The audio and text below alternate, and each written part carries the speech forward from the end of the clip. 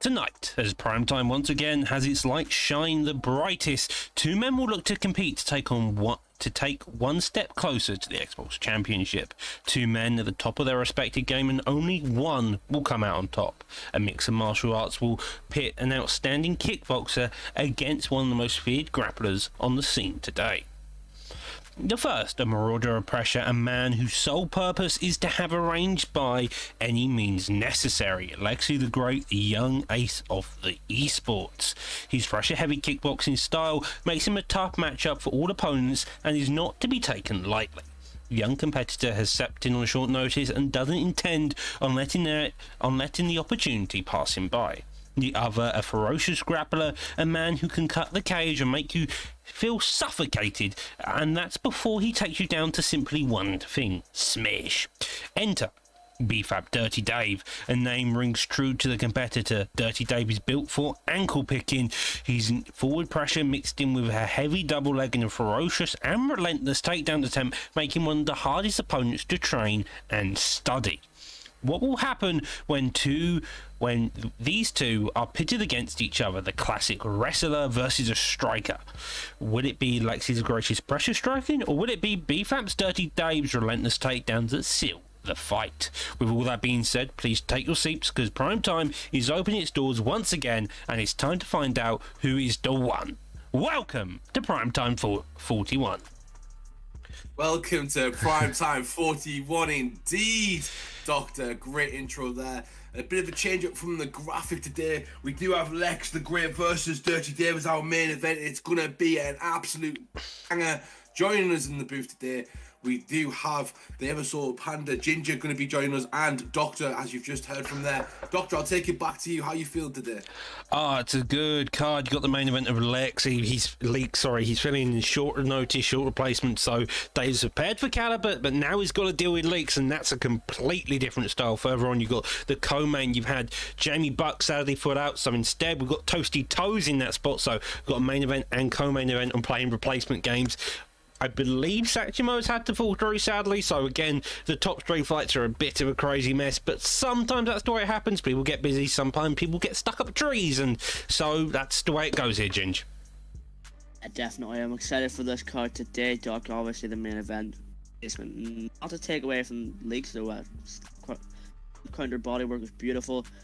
Going on to the prelims, we got the young TMF Chris versus Prodigy, a Brady, a known wrestler, has nice striking, and Bossman. And also a former Xbox title contender and Moffat Man versus a TFA Biggie. This is going to be a good one tonight here, Doc. Yeah, the Xbox division does seem stacked. You've got a couple of nice PS names. You've got Megatony up in the main card. You've got Amazon at the top of the prelims. Any particular standouts there for you, Humble? I mean, I'm very excited for the match between Smudger versus Megatony.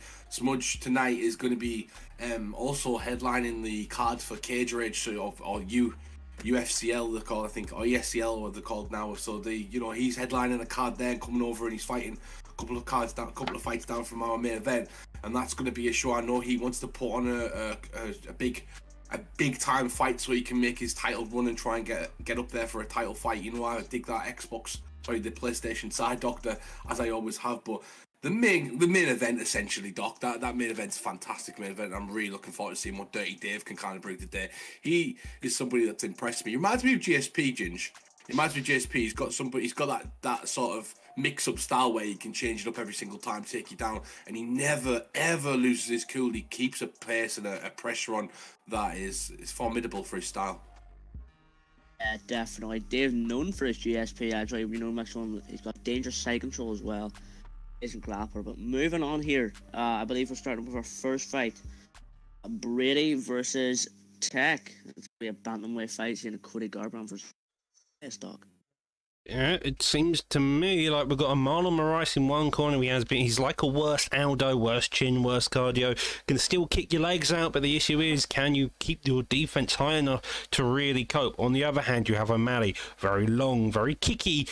Humble, I think you've got experience using O'Malley. However, you did get your head kicked in, if I'm not mistaken. Well, he just used O'Malley. I can't remember that, Doc. If I did get my head kicked in, I'm still suffering from that concussion, so there's no memory of that night. It is a gone past. But Marlon Rice literally just retired yesterday, I believe it was. Oh, did he retire? Yeah, it might be out of respect to this, but also Marlon Rice in this game has 98 kick power, so it's very, very nice kicking power. I believe that's more than Barboza as well. He's got some beautiful leg kicks and beautiful stuff. One thing I do find when I am using using Marlon Rice, it's length, Ginge. Length against Sean O'Malley in this division is difficult. You need a forward pressure boxer or a forward pressure fighter that can get in his face, and Marlon Rice is going to give him that length with those kicks.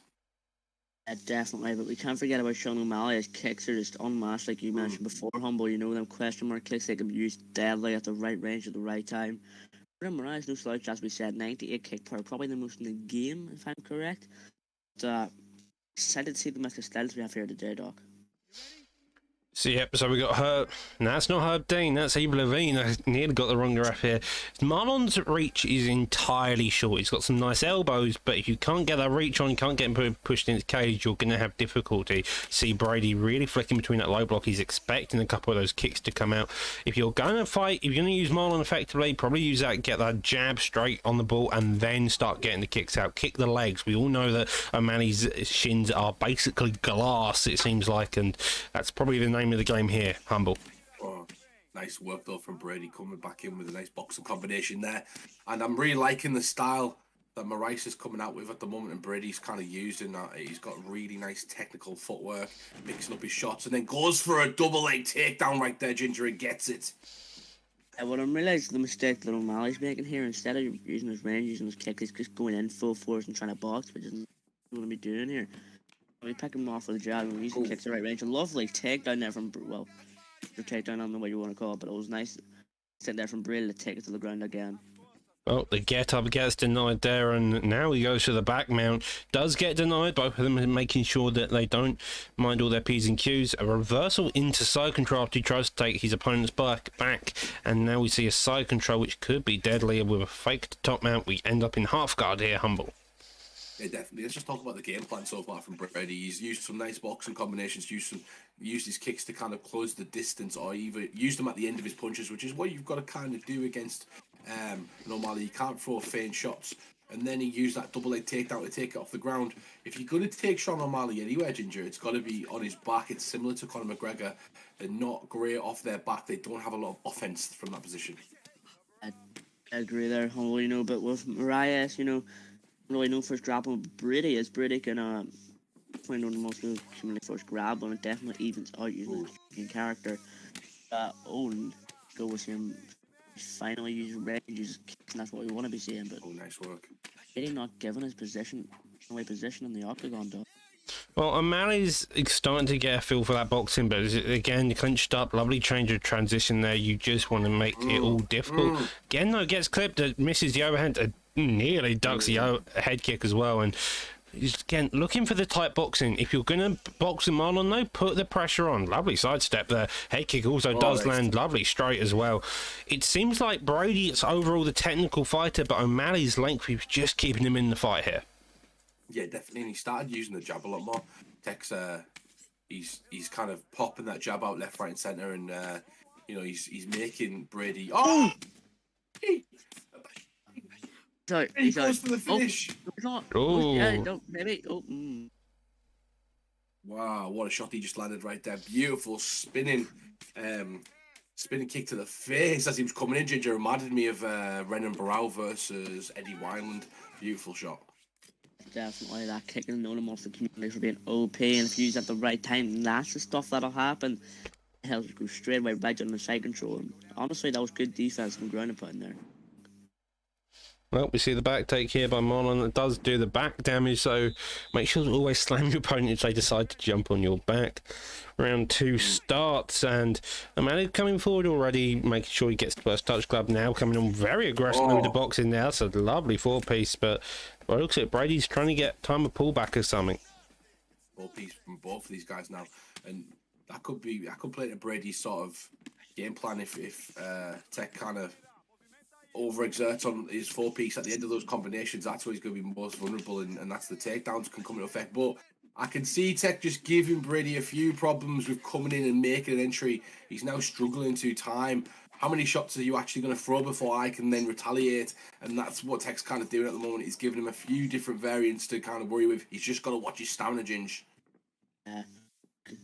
We're seeing the nice adjustments here from Tech. The boxing wasn't working out. He went back to the corner in the second round. He adjusted what he was going to do. Now he's back in the exchange. Oh. Well, the knees are starting to come out, and he's landing lovely. That's about 4 or 5. The stun there as well. And Elite Teep doesn't hit him. I was expecting a question mark kick to follow it, but evidently he doesn't want to throw the combo. Lovely strike there. It seems like he's timed Brady's defense just enough where every time Brady opens up a position, opens up a gap in his striking, there's just that strike, there's that hook or an uppercut coming through. The takedown here does get denied, and this could be a massive change of game plan to how we saw the first round go. Nice denial, that's huge. That's massive. You can see Brady's head damage kind of coming off. Beautiful. Straight to the body right there from Brady. He doesn't get the chance to follow up, and he goes for that kick again. High stamina moves, though, when you miss that kind of first one, even though it sets up the second, it does cost a bit more stamina. So Brady kind of neutralising, going for a bit of risk right now, and he's got to deal with that boxing pressure, the boxing length of O'Malley, Ginger, and it looks like he's struggling so far this round. Oh, and that was just a beautiful range management there from Brady. In out the pocket perfectly, but we're not commenting on enough here. The stamina's relatively even, and that pocket's going fine for Brady here, dog. It's just about managing, but so far so good for O'Malley. It seems like the head health is winning him the battle. He's every time he's coming in and out motion, which is poking. A couple of knees does do a bit of damage, but evidently not enough to really make a lasting impact. Digging down to that body again, working that stamina, coming back up top. The jab straights have really worked that block and Marlon. You only need like a 1 or 2 shot combo, and then that block is already down, opening up the head so much here, Humble. Yeah, definitely. And I think the first round we can all agree that probably went to Marlon. And Brady kind of secured that with that knockdown at the end of the round. This one is a very close round because both have had knockdowns, both have had shots, and it's been back and forth throughout the entire round. This last 20 seconds could determine the fight right now.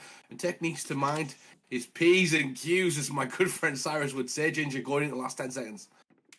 Yeah, it's really just a race to get the knockdown in this round, and it's probably not going to happen. That's a close round. That's a close round, but 20 to 25 significant strikes in the favour of O'Malley, 1 stun each way. I personally give that to O'Malley here, Ginge. Yeah, I would give that to O'Malley as well. Also, I just want to call out the people who said Irish are bad. No, they're not. No, they're not. The Irish are not bad. I will say that right now. But the Reapers in the chat, we got everybody else. Thank you for coming along to prime time. We hope you're enjoying this Friday night as we try to entertain you. But these guys right now, Doc, trying to entertain us as they try to take each other's head off in a great fight so far. Well, they heard the word entertainment. We've just seen it. Oh, just if you fired a head kick, that probably would have worked on this. Like, I feel like O'Malley could really do from just throwing a head kick. Uppercut though works instead. Digs down up top. Just jab straight. Oh! This is why you don't take fighting advice from Doc or stand-up advice. He threw a spinning heel kick. All I said was throw a head kick. Well, he's back up on the feet now. He's certainly fine. The uppercut, those are working. Ginger could probably outstrike you, to be fair. Here we go. No. Moving on. What's that head health difference of really paying a difference in this fight? And the stamina difference isn't too big. It will be if you keep on going for them technical kicks, Humble. Yeah, definitely. One thing I really want to look out for, technique aside, confidence.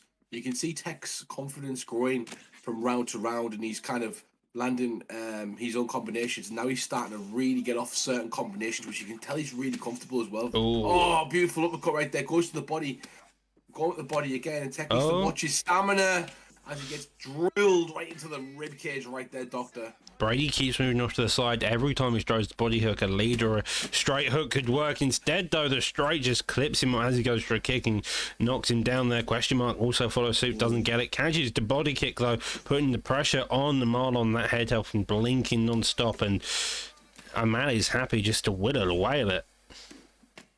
Nice Nice work, right? Oh, he catches him. This could be it. He doesn't go for the finish, and I think that might be a mistake, Ginger. Yeah. So in prime time, we've seen that come and bite you so many times. He could be losing. He could be 2-0 down. Losing, but you know, if you knock him out, that will cost him. But we see so many times in prime time, you know, it's until you're locked up in that octagon there, Humble. Yeah, definitely in the body health as well. Well, that's a way to do it. Just a matter. jab straight down the pipe, getting a clean KO there. I want to see the stats, but yeah, it's a very, very nice performance. I really liked his confidence, the way he grew into that fight, and it was a tough first round. I think the fighter pick for Brady is difficult against the Sean O'Malley in the first place, but he did a great job but took his top lip off there, Doctor. It did seem like he threw this straight and it landed cleanly. Marlon being put to sleep. Maybe we had to see fight stats. Maybe. Let's talk about that as well, Ginger. He got the finish. Incredibly important towards the, as you know, the rankings with the extra points that you get for those finishes. Yeah, definitely. In prime time, it doesn't really matter if it's a knockout or a sub. You just want that finish, and the sooner you get it, the better. But might have cost Tech there, because if he didn't finish and he got that decision. Nice work right there from Tech. I like the confidence, and look exactly what I mean. It was 19-19, so it was 1 round apiece going in that third. And that last round was definitely going into the favour of O'Malley, so that's most likely Tech would have got the decision, but you're not particularly sure when it comes to the judges in MMA, that's to say the least. Yeah, we just have to note again for anybody just joining us, our graphic tonight for our card has been changed quite a bit significantly due to a lot of different people kind of changing, having issues. Doc, a lot of people falling over in the shower lately, isn't there? So you know you've got to make those decisions and make those changes when they happen. When you go for a shower, make sure to wear flip flops. It's saying don't just walk barefooted. That seems to be the issue so far here, Humble. Yeah, definitely. But we do have our next fight. It is intact. It's TMF Chris versus Prodigy. I'm wondering if these guys are ready to make their walk to the almighty octagon, Doc. Well, Prodigy's already readied up. There we go. I had the pleasure to spar TMF Chris enough, even though I should, but I've heard he's a very good striker, and Prodigy no slouch either. Obviously going with that Masvidal pick, I expect to see happily now with the first round knockout. 100%. It'd be nice to see a knockout as always. You got a Conor, because it's an interesting weight class welterweight, because you've got Giorgio Masvidal, who's now a 4-star pick, and you've also got Conor McGregor as well, who's also a 4-star pick, which is a mega matchup, Doctor. Really in significance. Like this would probably the amount of pay-per-views that fight would do right now, just because of the position of both fighters, would be insane. But also in terms of game stats and sort of meta picks, both of these guys kind of fall into that category. Yeah, both of these really do fall into category. They're 4 stars, but it's a welterweight division. Both of them are known for their stuff, and McGregor's still got the power across the 3 weight divisions he's in. Masvidal's only across 2, but he's still one of the better strikers around. We're seeing definitely you want to be using your maybe implementing a bit of kickboxing and boxing. Vidal, you just want to use great kickboxing call. That's what you want there for the teep. Then you want the lead elbow there as well. But so far, both of them maintaining this slow, steady pace here, getting that jab established, looking to build behind it. They're just looking for the openings here, it seems like, Humble. Yeah, definitely on the front foot you can see kind of going for that jab. On the back foot, though, I'm seeing him going with the straight and kind of trying to lead his opponent into that power, which is very nice. But great work from so far from Masvidal, cutting off the cage, making Conor kind of walking into his shots. Didn't do a great job there to kind of control that octagon. He needs to step over his opponent's lead foot and kind of cut that angle off. That's how you kind of do it, especially in this sort of stance. But nice work from both of these guys so far. No one catching each other really flush yet, just testing the waters, Ginge. Yeah, but I'm going to see a few taps on the side of Chris. Obviously, the hold is off. It's a bit hard to commentate, but what I was seeing, the taps were really getting the Chris there in the first 2 minutes, and almost what happened when the pressure keeps on getting put on, Doc. Yep, so far McGregor's just kind of being patient, I would say. If anything, lovely little kick there. Dixon into the body to follow suit. Does another shot there. It looks like McGregor's going to go for the body. Manchester going to go for the head. That's an interesting choice, but sometimes it's a case of if you make sure the body crumbles first, you can really open up the heads. Yeah, nice work. It's put money in the bank as well. It's setting an easier ride up for the later on. If you're gassed out a bit in the third round and you've hurt the body quite a bit, usually you have sort of a bit of a stamina advantage. You also got another target you can kind of aim for good work. You've just got to kind of watch your head health, because if someone's head hunting, they can kind of focus on one spot of your body, and that's your head, and kind of take advantage of that while you're mixing it up and aim for multiple targets. That's the kind of game you've got to play there, Ginger, when you're doing that one. Yeah, well, I'm seeing a lot from both these guys. Oh, Storm apparently. Nice. That was really nice there. Like I was going to say, that we're seeing a lot from these boys. oh, that's again, and the body shot to follow suit. Masvidal just on the back foot non-stop. McGregor putting on his pressure. Masvidal's having such a tough time. Like I was going to say twice until I rudely interrupted by Chris. For both, and it just again, You might as well give it. Gets knocked out. You might as well give up on this one here, Ginger, just make a new point, because evidently Chiz just wants to get their finish against Prodigy. Again. Uppercut there, puts on the straight, gets a drop, looking to the ground and pound finish. Although the bell saves him, that was several knockdowns back to back. Maybe you can try and get whatever you were saying there now done. I was going to say, was both the fighters were going for the spinning body kick, and if you step to the outside leg and that, it could be fatal towards the fight here. I think this. Kind of froze up. Prodigy's coming out right now, and he's getting caught left, right, and center, and he needs to fight on the back foot, Doctor. At the moment, he's just walking into the shots of his opponent, and that's straight. It's just the power of McGregor there, as you mentioned, as we've seen. It's just if you're unable to fire back, and that's how it goes. He'll be annoyed because he didn't get that finish at the end of that first round, but great performance to come out and just put that seal of approval and finish over his opponent in the second. Fantastic performance. Interestingly, he picked Conor McGregor, but had a Nate Diaz picture on his profile right there. A bit of confliction of interest, if you ask me, Ginger. Yeah, definitely. That was a great performance, though. As we said, he just played the style. He hit him when he was walking in. It's a great overall win there for Chris. But moving on, what do we have next, Doc? We should be having K5 Fight versus TFA Gold. Just waiting for these two to finish their soup by the looks of it. We're always waiting for people to finish the soup, Doc, but it's these guys have been fighting amongst the PlayStation community for a while now, and it'll be interesting to see how they kind of come through and kind of show up today.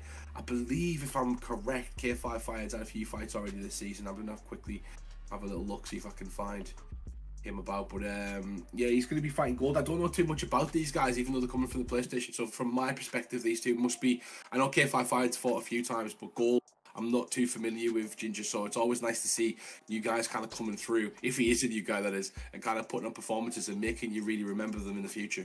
Well, but Gold. continue. Do you want to go first or what? Continue. All right.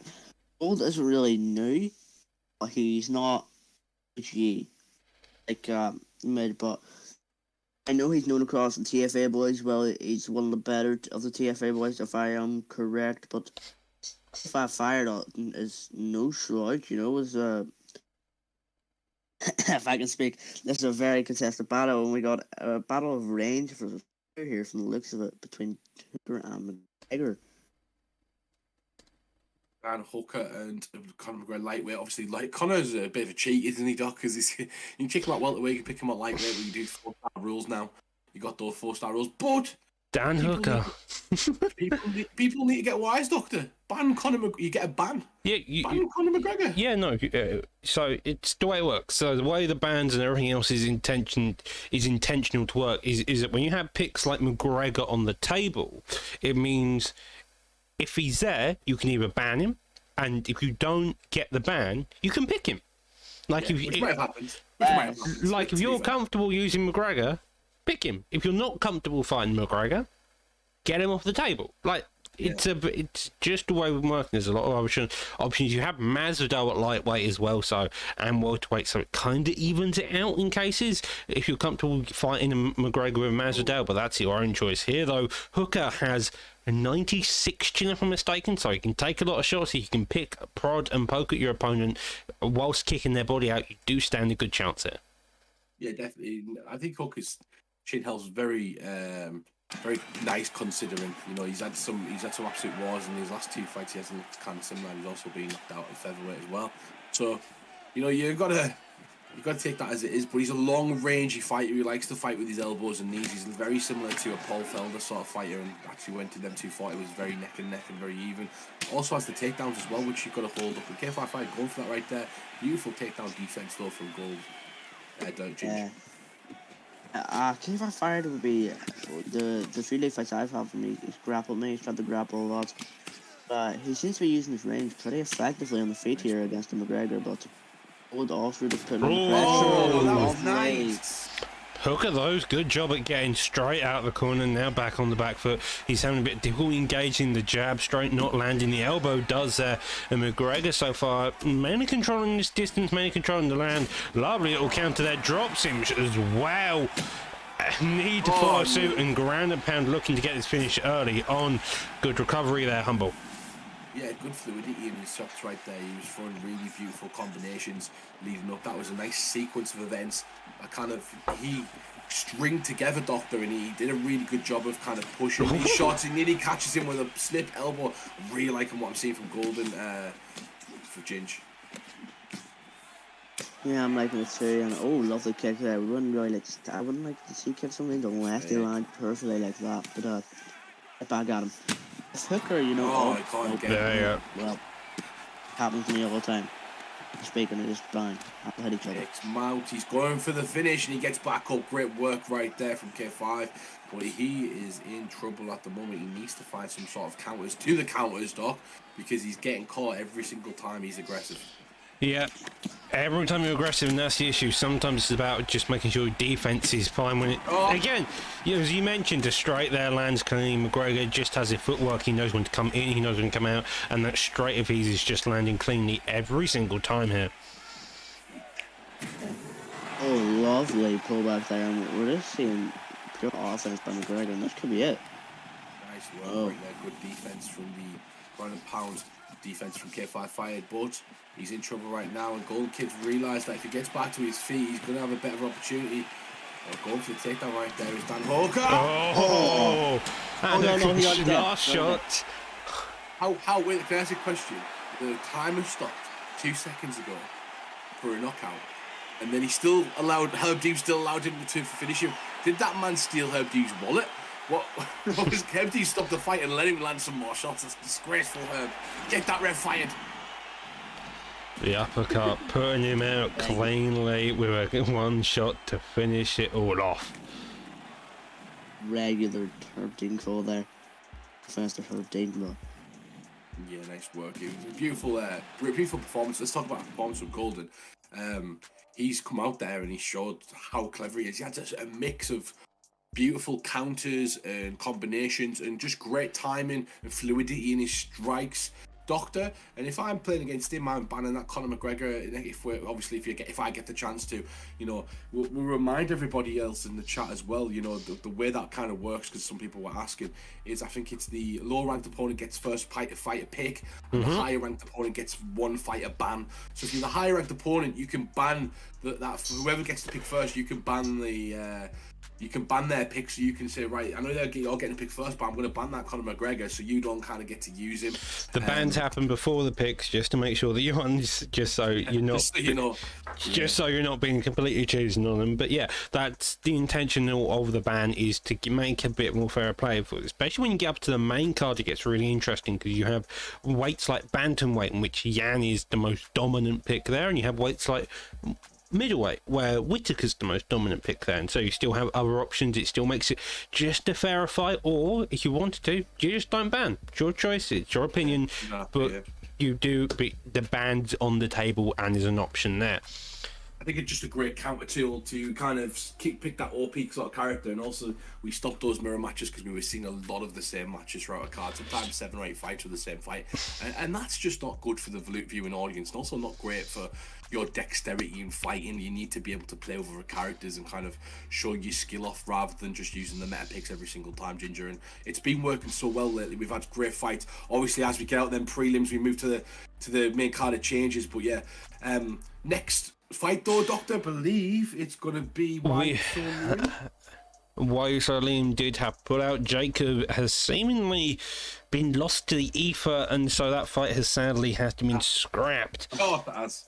Lost to the ether. Yeah, and so instead we have the man who comes out of the ether, Mr. Moffat Man versus Big E. Moffat Man's replaced in Blink, part of the B3 camp. Sadly, I think he may have got stuck chasing a cat. So instead, the man who lives out of the ether has replaced Where do tonight. you get these? Well, I know exactly what happened, Doctor, as well. I know that a lot of these people who have pulled out today were all on a bus and someone threw a dolly through a window and it injured a few people. So, that sometimes happens, when someone throws a dolly through a window, a bus window of fighters who are getting ready to make the way, you've got to replace them as fast as you can. Fair enough. It's always a dolly through the windows. That's a tip for everybody coming into the future. Don't throw dollies through the windows or a fighter's bus. Anyhow, we've got Moffat Man versus Big E. We're in the lightweight division. We're going to have another Masvidal versus McGregor. Humble was whinging about not having mirror matches. Instead, we have similar picks, but hey, that's sometimes the way it goes in the similar weight classes. Ginger. Yeah, but I've had the pleasure of fighting both these men. Moffat Man, he likes to implement the grappling a little bit, but his striking is deadly. And with Big E, he's a pure striker and good at he's good at his craft. He has a nice head moving strategy. He goes for a dog. Does go. Sorry, Doc. Nice body shot from Moffat Man as well. Good work on the back foot, but Masvidal starting to press, Doc. Masvidal starting to press, but Moffat Man's not having an answer for everything. Every time Masvidal lands, McGregor's landing back, and I think he's landed a bit harder just because it's McGregor.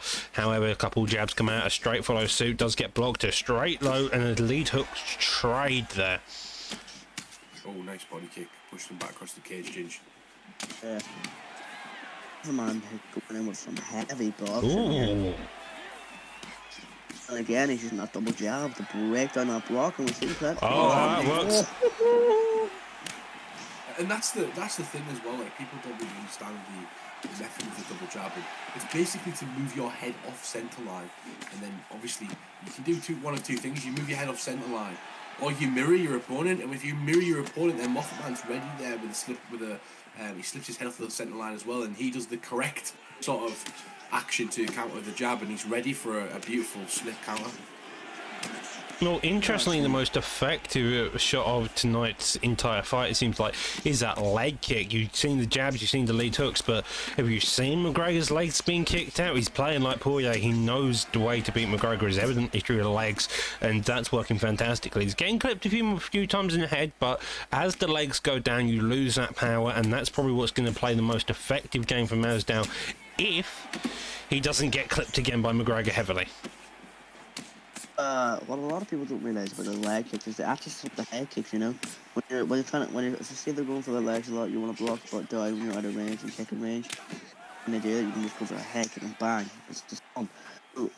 Yeah. Either could be what he's going for, or he's trying to take the power out of McGregor's hands there.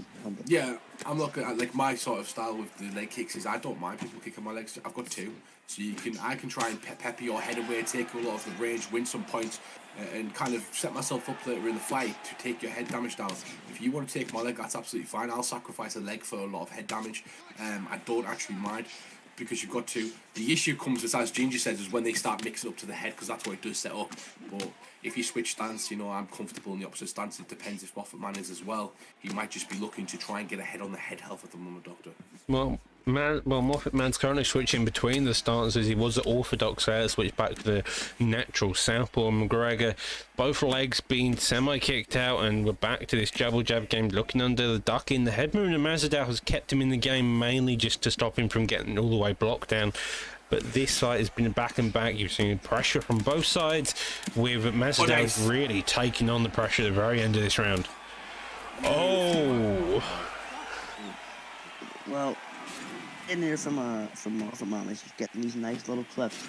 Nice clips. He's having nice, but strike accuracy isn't there, and that's what he needs to pull up if he wants to keep that stamina there. Nice work. I'm going to go back. And what I'm liking from Moffat as well is the foot positioning, the footwork of the striking is really important. You can watch him move to the outside of his opponent's foot a lot of the times to get cut off that angle and kind of cut off the shot. And when he does move, he kind of lunges out the way, and it's always to counter a strike that's coming straight forward. It's always to kind of stop a strike from cutting him off. He cuts the angle and has a massive opportunity of vulnerability because his opponent's going straight down the middle and he's moved out that way. Yeah, as you mentioned, the footwork is just keeping Moffat Man in. He's playing on the back step, but every time Biggie looks to come forward, Moffat Man's just coming out of the way, resetting himself and giving it difficulty in the favour of himself. Another leg kick going back to that game, and it's just working fantastically here, Ginge. Yeah. We're seeing Moffat Man control off the hooks here, so if maybe he can make the adjustment to throw a rear hook when everybody thinks he's going to throw it, and that could easily get that stronger. A lot of head health gone there. It's working well. Oh! Gets him right there, and he's looking to try and finish his opponent. Good work for Biggie to kind of move, and Moffat Man in trouble right there, Doctor. Over-committing.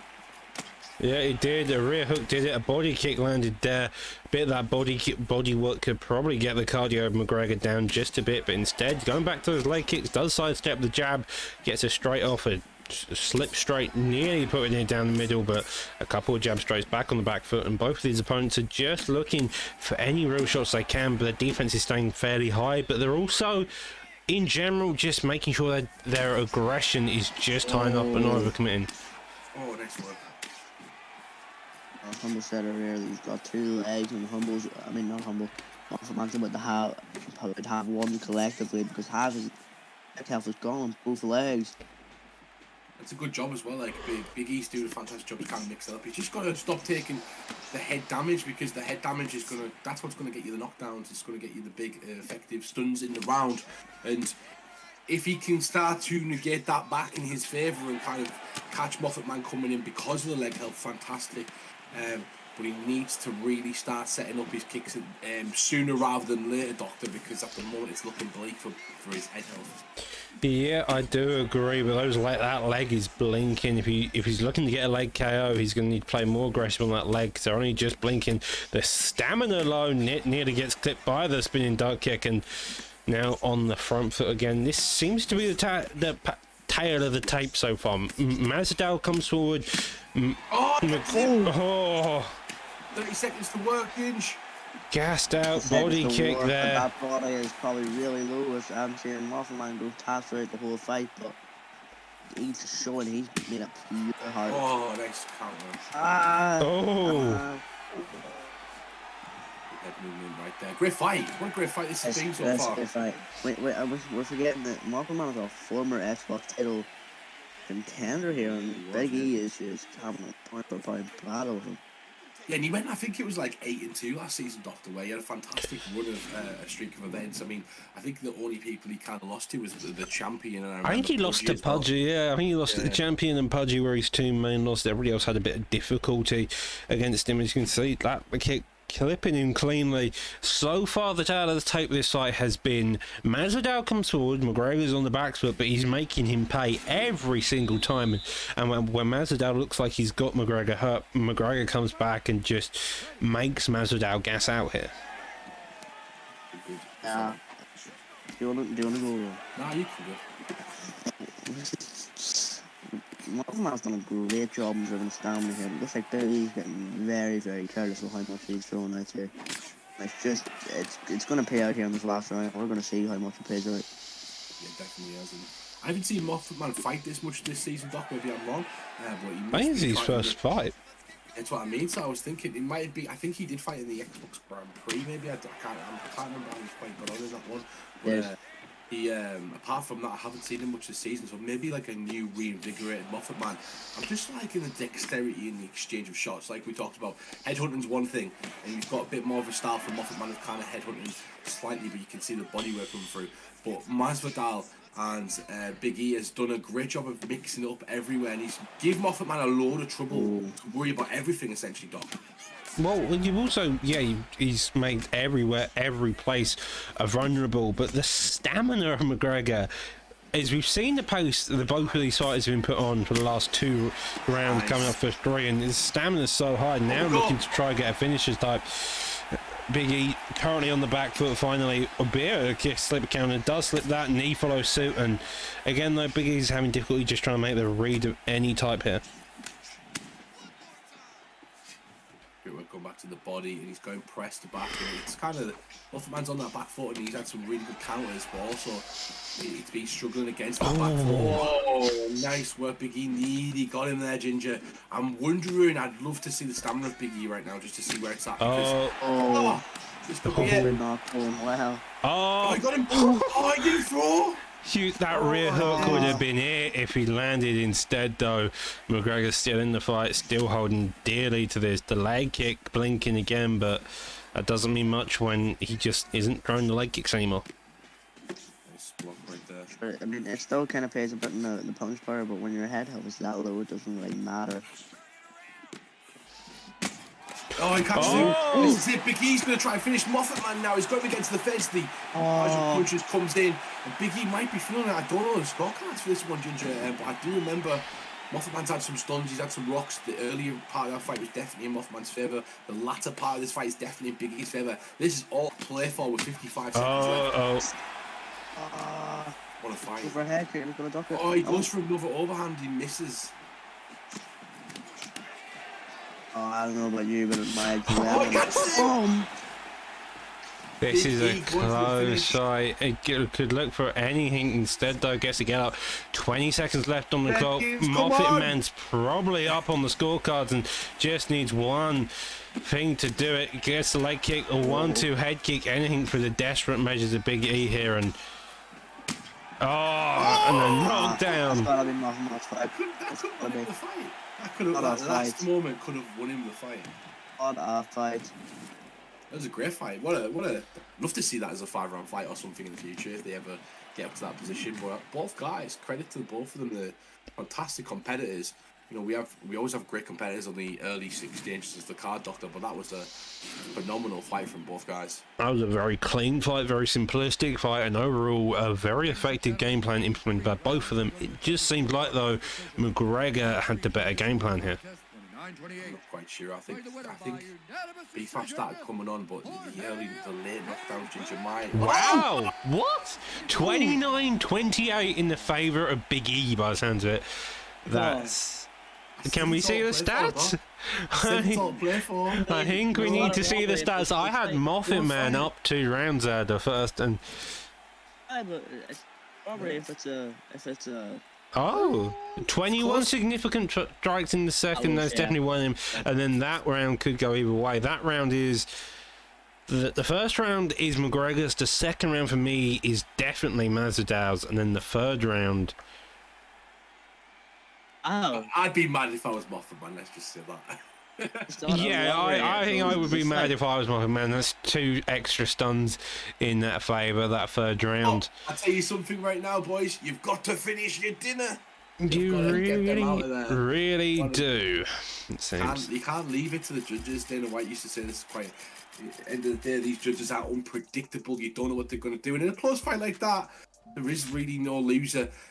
Both guys came out and put a great performance. Big credit to Moffat Man for stepping in on short notice as well, Doctor. We don't give enough credit. I wish we could add something to the point system where we could give these guys a bit of credit for kind of stepping in on short notice. But we don't want to encourage it as well, Doctor, because you know how it is. But I mean, KM Caliber would be the most notorious, so that man will step in anything he always asks to be at least to fight twice every card, which sadly can't happen. However, I've just looked over from that fight to the other. We are going to go straight into the next fight of this evening. Hasboys versus Many, or MVNY, as you can see. Indeed. 100%. Nanny. I think it's a great opportunity as well to just shout out to everybody in our chat today. Thank you for joining us on Primetime Fight Night 45. It's been a fantastic card so far. If you would like to join Primetime, if you want to fight on Primetime and put your mark in and get commentary like you're seeing today, we do live commentary as well with the cameras on a Saturday. Please join the link in the description and come on our Discord and sign up for a fight. You will get one. We try to give everybody a fight, Doctor. Ever-growing community and a fantastic following we have. We love everybody in our community. Yeah, it's always nice to see new members come in. It's always random. A lot of the fighters you do see are either debuters, new. The PS side always growing. The Xbox side, most of these guys, we saw Brady earlier. He started out a 1-2 head kick spammer basically, and look where he's got now. He can actually box and he can actually strike. However, we go into this fight, and both of these opponents are already starting out very aggressive. Body kick followed by the jab and the boxing. The Gastelum, it seems like both of them just slugging it out already. Oh, nice work. Costa really putting some effort in there on the power shots, Ginge. Yeah, we see really mixes styles here because obviously Gaston's got that 94 chin and Costa's just really a powerful boxer and kickboxer. It's really just whoever can get the most offense first here. You also got the wrestling as well. We kind of behold Kelvin's a good wrestler. Like Kelvin's done a fantastic job wrestling people. We're seeing a lot of elbows right there, a lot of controversy in the chat as well, which I love. Sometimes when you get these sort of controversial figures in prime time, you get some hate in the chat from some people that have played them on ranked or know these guys, and that's what it's all about. Come and fight them. That's what it's all about. You've got to come over and show that you're better than these guys, and Hasbro is trying to do that with Envy at the moment, Doc. Come Hasbro. I think I might have done Hasboys.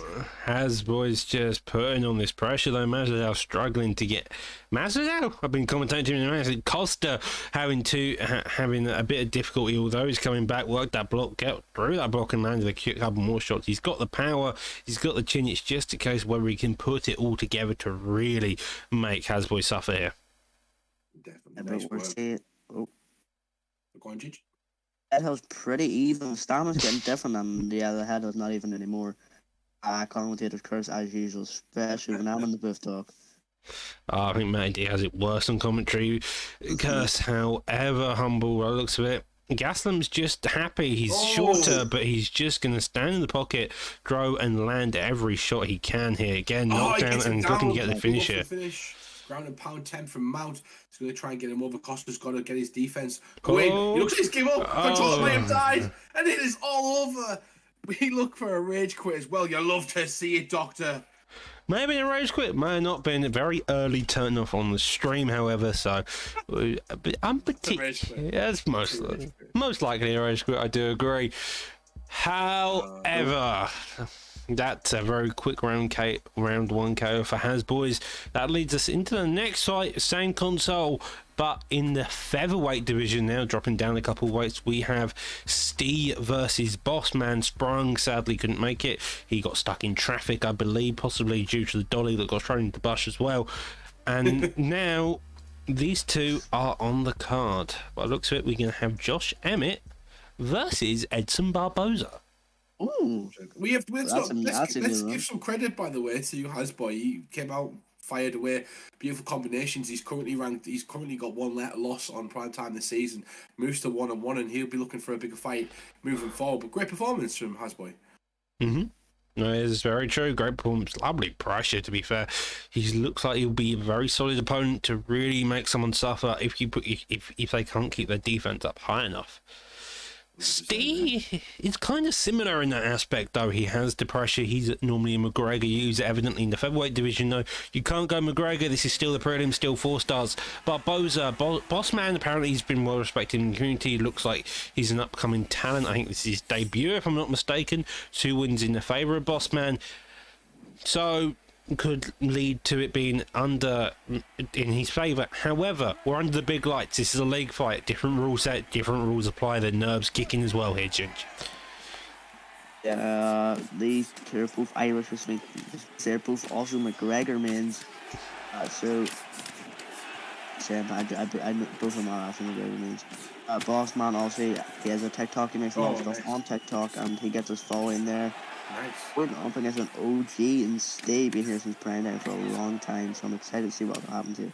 A lot of shots coming from Bossman at the moment. He's come out firing with Edson Barboza. A bit of a boxing combination against Emmett. I wasn't expecting that. As he gets caught with my signature head kick, Doctor. Beautiful work from Pompowski right there. Oh, Well, just for notice, Emmett's hands are rock solid. He's got like 96, 98 power. He's an absolute machine when you engage in the boxing. So one wrong clip by there and your chin's gone. And with someone like Barboza, your chin's going to be gone very quickly.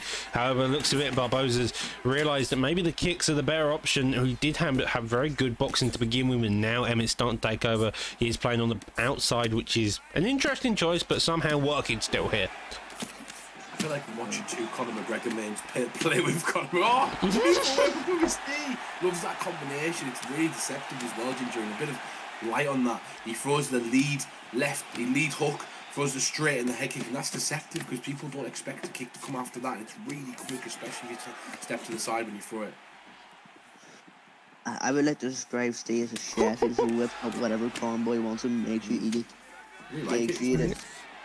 Yeah, I think his hands are just quick as all hell. You can tell the combos are coming out as fast as he can get them out, and Barboza's taking them on the chin like a champ, but that only works so far when you've got Barboza's chin. He's only about 8-9 recovery. He's not very good, and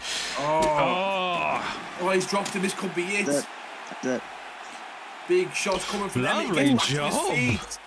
He needs to be less aggressive. He's chasing down Bossman, walking into shots, walking into the boxing. He's essentially closing the range for Pompowski. Oh! I see that. I come to this guys. Well, Barboza everything made a read, got the first knockdown, looking to take his back, does so, gets jumped, slammed on his back, doesn't get the reversal sadly, and we're a minute left on the clock. We now see Edson Barboza in top mount. very dangerous position, especially if you are stable. We need to remember too that Josh Emmett does have them wrestling styles and he can be used for his wrestling aspect. You saw there, lovely reversal there from Steve. Yeah, 100%. You're right on the wrestling. He trains the team out for Mill. You know, he's got those stats. Oh, Jesus. Training the likes of Variah Faber and Royal. I think Josh Emmett is kind of one of the older guys in that division as well, Doctor, in the featherweight division, but he's had a fantastic career in the UFC so far. He hits hard, he's got some good wrestling base. When I started UFC 4, he was like one of my main picks. His main issue, I find, is the cardio. However, 3 knockdowns to 1, 3 stuns to 1. That's Steve's round through and through, unless the judges are smoking something that none of us can disclose. You can. Can I do it? No, Ginge. No.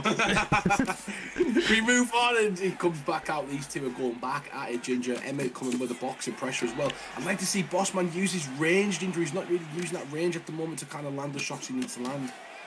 And I want to see a bit more use of the body switch kick we have there from yeah. Those he can start by blocking his chin. He can't throw it in the pocket. That's the problem. He's got to create that range to allow the Oh, kick to be guillotine, good. no stam. Nice. This is going to be close if he doesn't get it. No stam on Emmett. The escape going pretty good, but The start is so important, but he looks like he's catching up slightly. But that start was so important, Doctor, as he chases that red bar. Now he needs to get more over it, though, because it looks like Emmett is going to get And out. you have the He's going to get the chance to counter. counter. Flu shot? Imagine. no, he just ditches. He probably wants to get straight back up and do straight here. Well, if he kept going right there, his opponent could have been smart and kind of let him get a transition and get back to guard. But essentially, he doesn't, and he would have had no stamina as well with more opportunity to go for And some we're beautiful work. back up on the Scramble foot. City on the floor, Doc. The head health of... The head health is gone. It's always blinking. Does get it. Uppercut. Now looking for the finish. This could be all it. Tail defense. And he gets it. Wow. What a comeback from Bossman as he secures the win.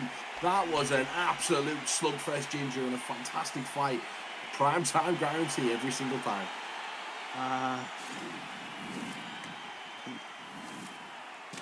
Words?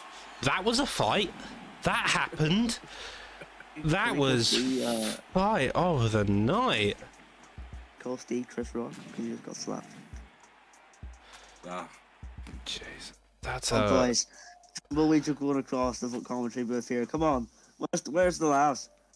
Bossman was getting his ass handed to him. There's no two ways about it. Bossman was struggling. He was in an uphill battle, still came out, knocked his head about to and fro to the point where you could even argue Edson Barboza definitely has CTE at the end of that. But he came back, got a pullback, elbow, knockdown, got the finish. He adapted quickly, he adapted quick, and just from that was a fantastic job of just surviving, keeping the defense, especially on that ground and pound there, humble, and it just worked fantastically in his favor. Yeah, definitely, and he jumped on his opponent as well, which is really important. And you know, you can only take one. You take one jump, because if you get the right sort of punches, if your opponent's blocking, you know, you got hooks and straights essentially, right? You just need to come up with a game plan. Some people are fantastic at jumping at people and finishing them in that position, and that's exactly, he just took his opportunity and did not give him a chance to kind of get up. And I believe he's a short notice fight again, so another short notice person who's jumped in and got away with the win. Indeed. And as he said in the chat as well, he did say in the chat, this is super stressful. Like, it is. Every single time you come into prime time and you're fighting, it's incredibly stressful. It's a different sort of situation. You don't understand the pressure if you're not a competitor, and that's why everyone should compete. It's a great position. The nerves kick in. Everything just goes on more hyper alert as soon as you take that first strike. As soon as you get wobbled, as soon as you get knocked down, if you are unprepared for it, you're going to suffer the consequences. Personally, that's why I grapple. It means I can stay a bit calmer even when my heart's beating at 50 miles an hour there, Ginger. Yeah, no, that was just a big switch up, you know, from Bossman. It's been absolutely peppered, just bang, pull back elbow straight to the chin. It was just a slip there, but moving on. What do we have now, Doc? Well, I believe this is the still booked fight. We have Moab Little John versus King Amazon, the Xbox matchmaker, who's done a fantastic job on all the Xbox matchmakers so far. It has a couple of placements pulled through, but those replacements have still looked fantastic here. It's a lot of cash. Here we the go. Undertaker? Wait, is that the Wait. Pardon? Oh, he's got the Undertaker. Yeah, he looks like he's made some characters right there, including The Rock. it's like Chewbacca. I think I beat up Chewbacca once on Ranked. Well, I do like it. Luis Ortiz, though, he's going with. I believe Luis Ortiz is actually going to be fighting Tyrone Sprong, interestingly, in boxing, which is going to be a very interesting fight. I do expect Luis Ortiz to come out with that one. We're looking like a calf versus calf pick. Is this on PlayStation or Xbox, though? Because I know Amazon fights both. I believe this is a PlayStation. I don't think Amazon fights on both. I could be wrong, but however, we got two card picks here. This is in the heavyweight division, so both of these hit hard. They're card picks. I don't have the best cardio in the world, so I expect this hopefully get to be finished within the first, maybe the second round is my bet here. Now I know King Amazon I know King Amazon's had a rough season this season. He needs to kind of get some wins going forward, Doc. But I don't know how Little John's kind of done so far. I do know the Mob camp very, very well. It's a camp that I respect a lot. They have got some fantastic competitors in there. They've had some fantastic competitors going in and out of that camp. So you know he's going to be well trained. But King Amazon at the moment is 1-6. So he desperately needs this one. And he looks like he's come out swinging and going for that win. Yeah, well, I was actually sparring King Amazon this morning, and he didn't seem like he has the record he has. He's definitely more skilled than what the record he has, but And again, we mentioned it though, it's the primetime lights. It's always that case. It always looks different under the primetime lights. A lot of pullback uppercuts there. I think as well as like being a matchmaker, he takes a lot of short notice fights against good competitors who essentially are ranked a lot higher than him and were very good. And he's going for the win right now against Mob Little John. And you know, King Amazon putting impression himself, coming in, not always falling, not always getting that win. He's looking for a highlight reel right now, Doctor. If I'm at Amazon, I'm sticking to a jab straight, because the only thing here Little John is doing is just looking for that pullback. He's hunting it down. He's hunting it for the best he can, but no, he's hunting him down. He's hunting him down. Jesus, he said something about his mother. It seems like Amazon's looking to get a finish very quickly here. 3 minutes to work on the ground, and it's not stopping this onslaught. Nice work. Gets him back into the man position right there from Little John to stop that ground and pound coming through Ginger. Oh, this was very, very dangerous gift from the GA and this very big stamina advantage. This could be very dangerous if I was on the ground and pound, a commentator's curse. Nice work right now, and I hope everybody in the chat, the dozen people that are joining us today, welcome to Prime Time. This is our featured fight on the prelims. King Hamza looking for a massive win for himself to kind of push himself right on the good trajectory. While Little John is out cold. He's dead. He's dead. He got it. He King Hamza gets is the win, dog. dead. Fell like a ton of bricks. Seems like Amazon just couldn't go wrong there. Every kick he threw, every punch he threw, he had success with. You saw that stat guard earlier on. That was a fantastic job, and that just put him to sleep there. He literally fell like a ton of bricks. He's dead. He's dead. He is. I think he was too. It seemed like he couldn't. He was not getting going there, Doc. He kind of got caught. I feel like I've been in that position so many times where you throw a shot and you just get caught every single time. I was there last week, I believe, when I can't really remember that night, Doc. It was a blurry night. I woke up in a dressing room and someone told me I lost, and that was kind of it. But you know, Wasn't humble. It was Humble's twin brother. Humble's to I let my mum play on my controller that week. But great prelims from everyone showing up so far. Fantastic fights throughout the card, and that will move us on nicely, Doctor, to that main card. Yep, we're on to the main card this evening. Hopefully we should be good to go in just a few seconds. It seems like we had a couple of issues, but apart from that, we should be good to go. Yeah, it's headlined as well. I have Humble. Go on, Ginge. What do you mean, go on? I don't know what you said, sorry. I said I have an issue with you. An issue with me? Go on, what is it? What's the issue? It's just you. Oh, just me in general. Well, there's always time to fight me and settle out differences in the prime time octagon, Ginger, which I'm more than happy to do maybe next week. But this main card is going to be fantastic tonight. One of the featured fights that I was talking about was Megatoni versus Smudger. We've got a bit of a difference in the graphic as well. We do have, I believe, how do you say it, dog? It's not Lex the Great, it's Leaks the Great versus Dirty Dave, which is a fantastic, absolute fantastic fight. Both of those competitors, I believe it's number 4 versus number 6 in the Xbox division, will be looking to push themselves into that position for a title shot against Fadinator, our champion, who's been dominant so far. And it's going to be an interesting fight to see where people stand in that Xbox division, Ginger. Yeah, sorry, I'm mid-yawn. Oh God. Fadinator runs for anyone in that division except for his ultimate rival in prime time, Trixie. Fadinator is he's just on a completely different level. His pressure's unmatched, his safety's unmatched. It's just unbelievable.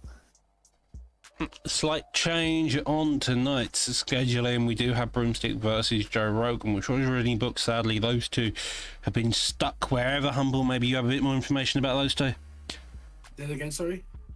Broomstick versus Joe Rogan sadly can't be done, and so instead we move further up onto the rest of the card with LW Lepo versus AGS You Can't See Me, now known as Storminator, I believe. Yeah, Lepo, obviously we've seen that boy in and around the primetime octagon constantly. You know, these short notice fights that people are taking, it gives them a chance to kind of push himself up the rankings and kind of give himself. And currently Lepo, just like we seen a second ago, taking a lot of short notice fights, he's currently 1-4 in the Xbox division. He needs to really prove himself tonight and kind of come forward. And who did you say he was fighting, sorry? Storminator, also known as AGS You Can't See Me. I'll have to do some research on that one, but you know, it's on the Xbox division. Storminator is a fairly well-versed striker. I think he previously joined up with AGS. Now I think he's actually left the camp now, and so he's kind of developed that strike and decided to go on his own way. LW Lepo, on the other hand, we all know Lepo. It's Lepo. He's a bit of a madman. He comes out aggressive. He's a fun pick. I think he's going to go to Dos Anjos here versus Volkanovski in the lightweight division. So both of these should overall be a very fun match. Yeah, I've actually done some research and stuff on it now, and he's currently 2-3 in the division. So both guys kind of need a win to kind of propel them, Ginger. It's very similar in this Xbox division. When I came into prime time, I realized a lot of these guys beat each other up. And the consistency of the records isn't like your boxing type of records where it's 4-0, 5-0. You know, there's a lot of guys with records that are all over the place because it's such a competitive division. Bloody amongst man, everybody there. I'm 0-2 on Xbox this season, but I'm Yeah. 3-1 on PS. It's all over the place for me. Obviously with Volkanovski here, but it's a bit of a weird pick at lightweight because that range is so bad. It's like he trying to punch Shaq, 5'4" by the way. It's like Mushroom trying to punch tallest branch of a tree. He's just so small. The support comes flooding in for Lepo in the comments in the chat. Fantastic support for Lepo, always is, Doctor, but great opportunity for Storminator to kind of put himself into a position. 3-3 is a good kind of place to be in the Xbox rankings. It propels you up. I think he's ranked number 63 at the moment. Could propel maybe 20 places if he gets that win today. But both of these playing are very aggressive here. A couple of the jabs already getting established, and the body kick there also lands here, Humble. Nice work right there with the jab coming forward from Lepo, catching his opponent coming in. I do like the Volkanovski pick though, Ginge. I like it too, trust me. I more than like it. I love it, love it, love it. Nice work. Seeing obviously Lapo known for getting them nice little subs. He's got a few in the Grand Prix as well. And first Kimura, and I go, oh well, there we go. They call me Mistake Mac. Is that really these things? Armbar attempts.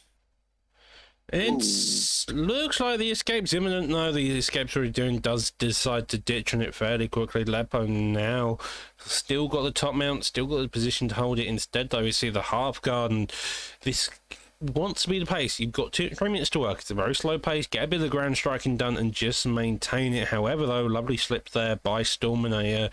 Just make sure to get back up on feet and go back to that jab and kicking game, it looks like. There was a time in the lightweight division when Dos Anjos was the top of that pile. He was one of the good champions that used to mix it up really well until he got beat by Eddie Alvarez and then eventually stopped by Khabib. But he's a fantastic wrestler, great grappler, got a jiu-jitsu black belt, got great Muay Thai and striking as well, and you can see that there. And let's talk about this, Ginge. That early submission attempt essentially wasn't an attempt to try and submit his opponent. It was trying to gain information. He knew he wasn't going to be able to submit him, but he might be able to read some patterns right there. Lapo likes to show what his opponents, and like you said, it could be just giving himself that information, what he's going to do, and he's just tracking. If he keeps on doing that throughout this match, it could be it. And big mistake. Don't do that. Don't do that. Storminator getting pounded, Doc. Well, this happens. Storminator is getting pounded. Fantastic job there. Also goes straight again. Doesn't get it per se, but now RDA is a very difficult position here. Nice work from him. He pushes up and he goes to the body again. Good work. 37 seconds left to work from Lepo, but he's controlled the majority of the round. This isn't a question mark kind of who's winning this one unless something happens drastically later on. It seems like Volkanovski's happy to give away this one. Storminator kind of realised that he doesn't want to overexert himself and just kind of damage negation and stop that sort of ground and pound. Great job from Lepo, Doc. Great job by Lepo. That's kind of how the grappling game works. Is you strike a couple of shots, you come back down, you just make sure you're always landing more ground and pound, always making sure to land those numerous strikes to win on the scorecard. A lot of the time when you're in half guard, when you're in full guard, you're not going to be able to do the most damage. You're going to be looking for the side control, looking for the top mount, possibly even the sub there, but instead sometimes it's just about landing the more numerous strikes in your opponent on the ground. Ooh, nice job there. Yeah, really nice stamina, man. I could hear from Lepo, and really nice land percentage. It's crazy. Really, really high percentage. Like, what was that, like 80%? Yeah, that's a mad like sort of. That's kind of the deficiency of his grappling as well, Ginger. To the credit of your information right there, he's just he's been able to manage that stamina, and it's going to give him more of a gas tank to offload. It's great for grappling when you've got a good stamina management because it gives you advantage for the bar at the top to kind of get your opponent to do something and get those transitions, Doctor. Yep, just making sure to always have that high gas tank when grappling is probably one of the most effective things you can do. Just because you've got low stamina, the grappling can make it really difficult, and when you get denied, it's even more punishing because you have to wait for all that stamina to regen before you can do it. A wild head kick does get missed, and so far it seems like Lepo's having a bit of difficulty finding a clean takedown of sorts. Ooh, Nice body knee right there, coming in from the true zombie and Storminator. He's starting to find some success, Ginger. I just feel like the bigger fighter, the more aggressive fighter so far from Lepo. He's just controlling the fight a bit better. I'm expecting the takedown to come soon, especially with those leg kicks following suit. Well, it really is just David versus Goliath of Goliath form. It was describe it. He's using his range perfectly. He's hitting the blocks, the head kicks apparently as well.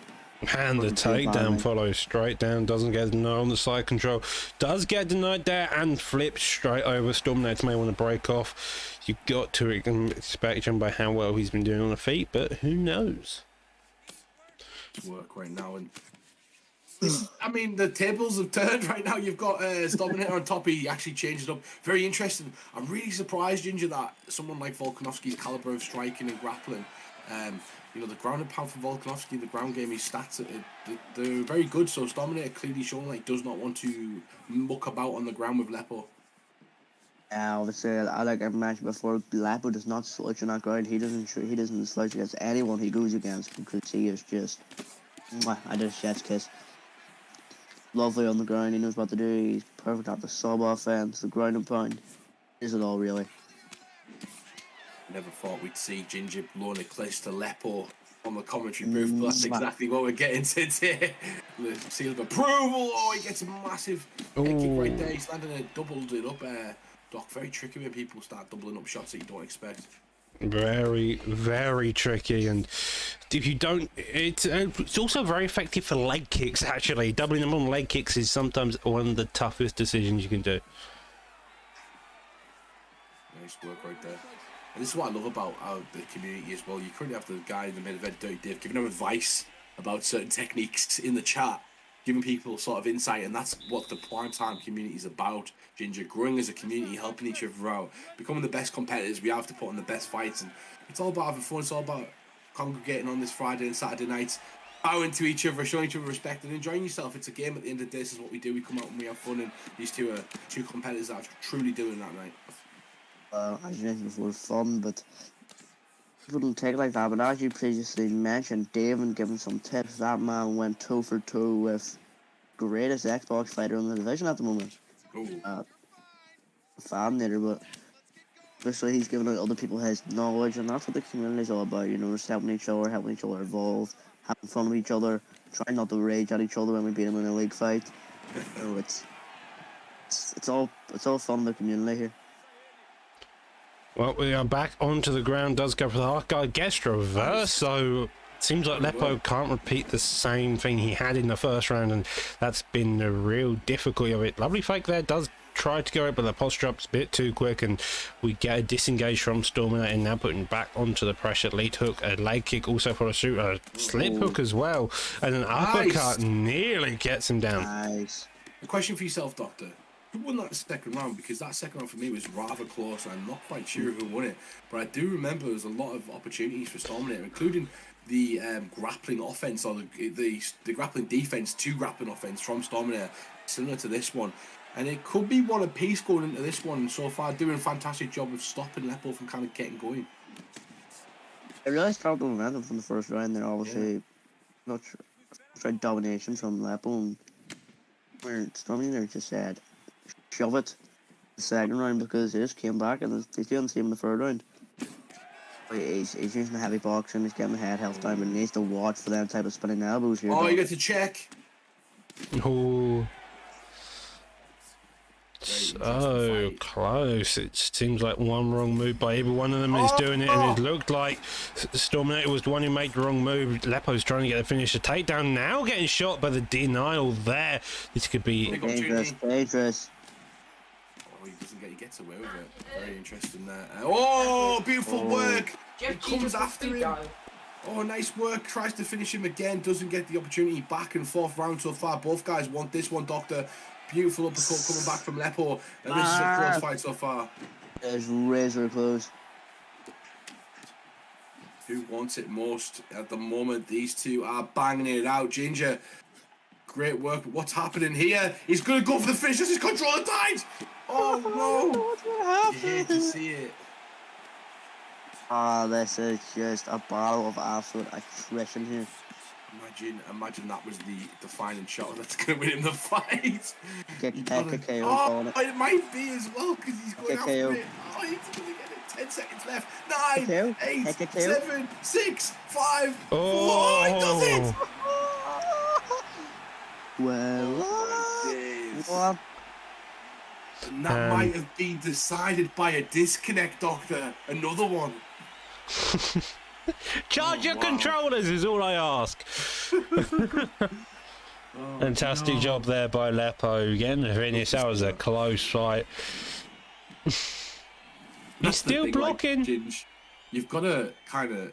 It looked like he went back against the fence and then he just wasn't blocking for a while and he blocked a sec. It seems like he pressed on for his controller and then tried to get a charge really quickly. But I'm not quite sure. He'd have to confirm that essentially, Ginge. But we talk about it a few times. We've seen it in Aaron's fight, and I can't remember who it was against, but he got I a win. remember watching it like a week yesterday and I was laughing. And he got a win against someone dominating him, and essentially in a league fight, in a fight where you could be fighting for the belt, and eventually, Doc, as we know, we want money involved in this in the future. You know, as we grow as a league and as UFC 5 comes out and things like that, this is going to be an important league to kind of grow some revenue for the players and ourselves as well. And it's good.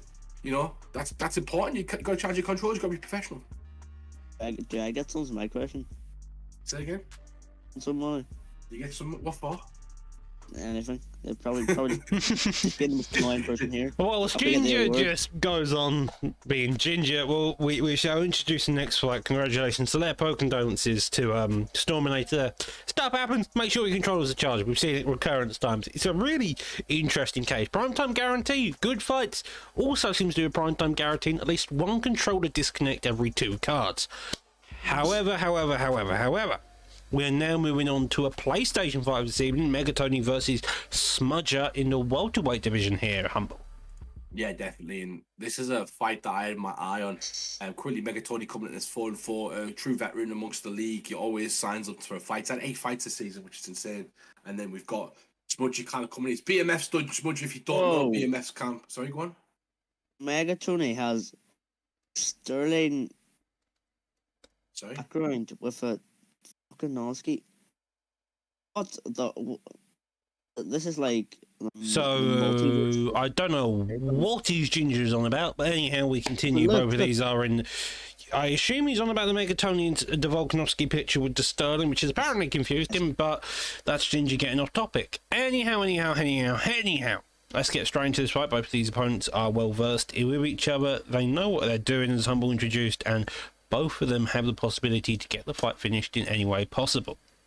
Yeah, and I'll go back to that because I was trying to build some sort of momentum for this one because it is a fantastic fight. And Smudge is the one that I do have my eye on this season. He's somebody that's fighting in the cage or the ECF main event, or ECA, sorry, main event, which used to be Cage Rage, as we know. He's somebody that's up there constantly in every league that he's in. He's been in the likes of the ESFL. He's coming into prime time, and he came in with a statement. His first fight, he was absolutely fantastic, and he said, "I want to be champion amongst this league." Currently undefeated at 1-0, and fighting a veteran in 4-4. This is a highlight fight for me, Doctor, and this could be a highlight performance for Smudger. Megatoni has a chance to kind of shut that sort of momentum down today. Yeah, we cannot under Smudger here. I remember I fought him on ranked. It was close, very close, but he got the best of me in the end, and it was just pressure from McGregor. It was just absolutely amazing. I'm wondering if we can see it on replay here. Nice work. He does a great job as well, Doctor, of hitting that body, and that's kind of what good McGregor picks do. You see it from the ESFL champion Ed Parker, and there's a lot of guys who kind of like to mimic that sort of style. And you've seen it right now with some beautiful head movement combinations. He's got to be careful of not overexert himself, though, Doctor, and kind of trying to overperform. Yeah, he's going to make sure he doesn't overperform there. Lovely body kick there, descended, digs down again to the body. He's not playing too aggressive. He's just letting Burns open up enough shots. Lovely body takedown nice. there. I mean, go straight down to the ground. This is where Megatoni's main game seems to be. And if he can get the damage off here and he can do an effective job here, this is probably how you beat a McGregor.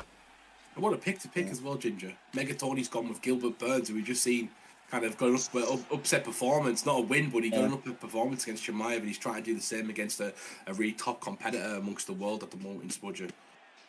Well, the thing, I started going on. Oh, whoa, okay, right. There we go. Had the countdown a little bit there. Um, This could be some big Don't issues. forget Lovely deny there, though. And this is, again, looking like it may be a very quick finish if Burns isn't careful here. Oh, nice work getting back to his feet. Just to note, point out as well, Ginger, there was no touch of gloves from Megatoni. All business tonight. I realized that's from a lot of PS. I go on ranked all the time. I try to touch gloves and get a boot in the face. It happens in PS. They catches him! Oh, nice head movement though. Great work. And that's where he kind of shines as well, Doctor. The head movement from Smudger. His defense is fantastic. Even when he gets hurt, he's not really hurt. I just want to point out someone in chat that said Gregor made of. Curse. Getting on the fight. Did you get Literally. distracted again, Ginger? Yes, Focus my on the bad, fight. My bad. Oh, lovely takedown there. Wait, I want to see Burns go for the top right here or the saddle. Both in very dangerous positions. Gets denied though. A rally cry from his teammates in the chat. The BMF boys are showing up.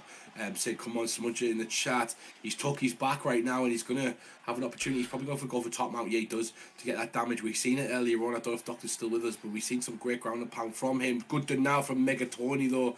He's also got a good character to kind of neutralise that with there, Doctor. There you go. Lovely denial there, and another posture up. Half guard goes straight over, and there we go. Lovely denial there, and side saddle could go. Doesn't, instead goes to the elbows, and now seeing the Burns being out grappled. It's very close, very tightly contested, especially as round one ends. Yeah, a black belt getting out wrestled by McGregor's not really something you want to see or expected to see, but you see that replay again. Lovely uppercut, probably won Megatoni the round there. That's what I mean though. Disrupting the kind of the guy who's kind of known. This guy was number one in the world for a long period of time as well. So he's got great striking, and it doesn't seem like he's got going yet, Doctor. But a pissed off Smudger is not somebody to be, reckoned with. In this second round, he's going to be looking for that finish, and Megatoni needs to keep it up, needs to keep disrupting him, needs to get a bit dirty in there, needs to kind of use that ground game to neutralise the striking going forward. Gives Smudger dead off his hand there, but Megatoni said, "Shove it right up there." Just walk away. Oh, lovely little taunt. Doesn't go for the finish. Probably should do at this point. It's starting. Here we go. He feels disrespected, and I'll tell you something, if you disrespect this guy, he's going to try and make an example out of you. Might open up an opportunity, though, for Megatoni to get back in the fight. And currently, like you said, Doc, it could be 1-0 Megatoni, and obviously this round, it could change that sort of outcome of the fight or change the trajectory of the fight. But if he manages to pick up a round from you not finishing him, or that could be at your detriment, It's only a 3-round fight, you've got to remember this. We're used to fighting 5 if you're a top player.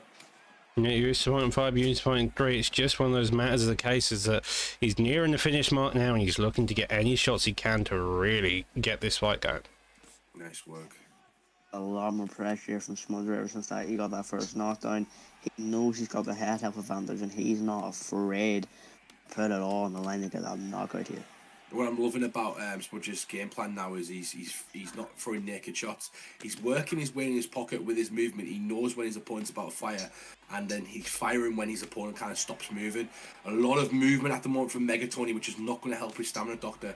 He's throwing a lot. He's getting caught a lot. Lovely job there, and again coming out straight, does go for the takedown, does get it there, and gets it. Got to be the game plan, Doctor, right? He's got to be the game plan. Sorry, Ginger. He's got to take him down. He's got to keep him on the floor. He's got to try and neutralise that striking. Seeing Megatron to go for a lot of pre-denies, so it's really cost them these big positions here. And you in a league fight don't want to be really pre-denying every single transition, because it's at least to what we're seeing right now, Doc. yeah, it just means your opponent can have an easier time transitioning. Goes to the elbows, I'd imagine here. Get through that block, get through the head health, digging and making Burns all the more in a position where he could get finished here, Humble. Yeah, nice work. And I'm liking the top control from so far. It's nice to see how the full ground game, the full sort of repertoire of his game at the moment from Smudger. He's postured up right now. He's doing a good job of taking on a good competitor in Megatoni, who took him down, got the reversal, and how he's not afraid to stay on top of McGregor. He's comfortable in his skills, and it's nice to see that. I like that in the ability of a striker. who's good at that as well as ground. Get back on to the feet, looking to put the pressure on here, Ginge, and you've got to imagine Burns is struggling at all costs right now. Oh, he catches him. Knock him out!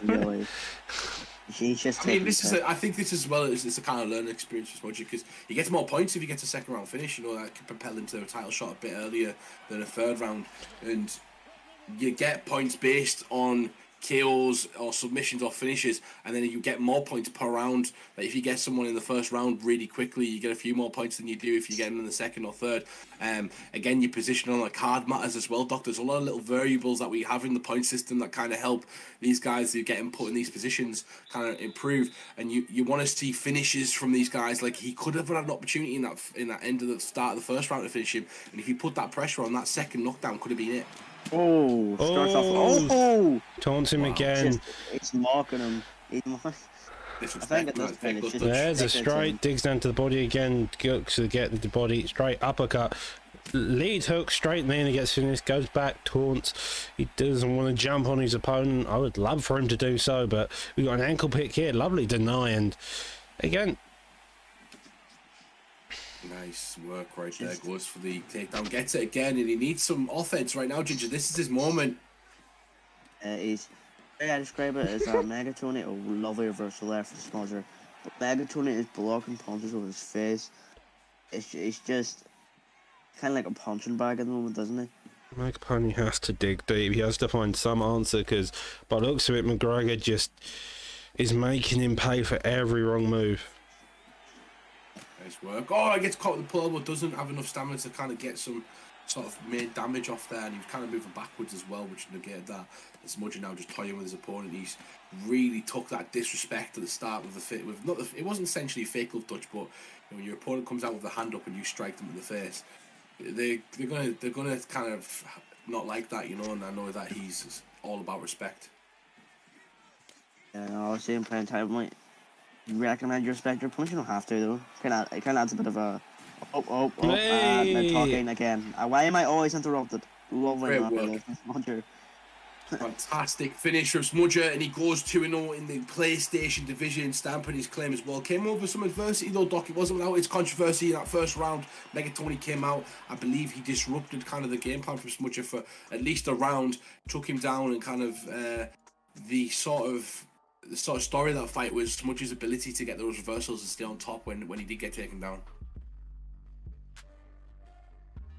I believe we might have lost Doctor for a second, but yeah, sorry. Doctor's dreaming in the clouds again. He's thinking about Don't worry, Doc. I'll just go back to it. But yeah, it was a great opportunity for Megatoni to kind of win that fight in that first round, and he did a great job of kind of winning the first round. But Smudger showing his true veteran class and moving himself to 2-0, undefeated at the PlayStation division. Probably a big fight coming for him, Ginge. Yeah, that's especially this high up on the main card. You go up and you just not a lot. You have a very good performance against your opponent. And we do take the mick, Ginge, as well, but Doctor is actually starting out fights in the background and doing a lot of wrangling and different stuff as well. We do love Doctor, and he does a lot of work. Just like we, you know, this sort of Gan show and other people, he works his ass off in the background on me taking the piss out of him as he's trying to start out fights. Yeah. Oh, we love life. Indeed. However, we now got the main card, the final part of the main card before entering the co-main and main event of this evening. Just a heads up, we have leaks in the main event fighting Dirty Dave. Caliber's got stuck up a tree. We have Jamie Buck, sadly not in the co-main event. Instead, replacing him is the ever mighty Toasty Toes, a man who will shoot takedown after takedown, hoping to grapple you to Kingdom coming back again. Fighting the ever mighty Beefab Jakey, a man who was a grappler turned striker. However, we have this last fight before we enter those two fights. It's Ripper. We saw him beat Ginger, as we were well, in a 3-round war, back and forth war. Indeed, we could be in the bantamweight division. Sadly, Time Satch was hit by a flying doll, not a dolly, a literal doll. It gave him a bit of a bruise on his head and got a concussion. And so instead, we have LW Onjay filling in as replacement tonight. Onjay. Where? How do you mess that up? EJ. Only Jay, take your pick on the words. I'm going to call him Bob from now on then. We've got a Peter Yan versus an Aldo pick by the looks of it. Ripper taking the Yan. I believe he also banned Henan Barao, but instead we've seen Aldo come out as the main pick. This is allowed. It's the main card, so you end up with the 5 stars. You end up with any starfighters, unlike the prelims, which are 4 stars. And so, hopefully, without further ado, let's get straight into this fight.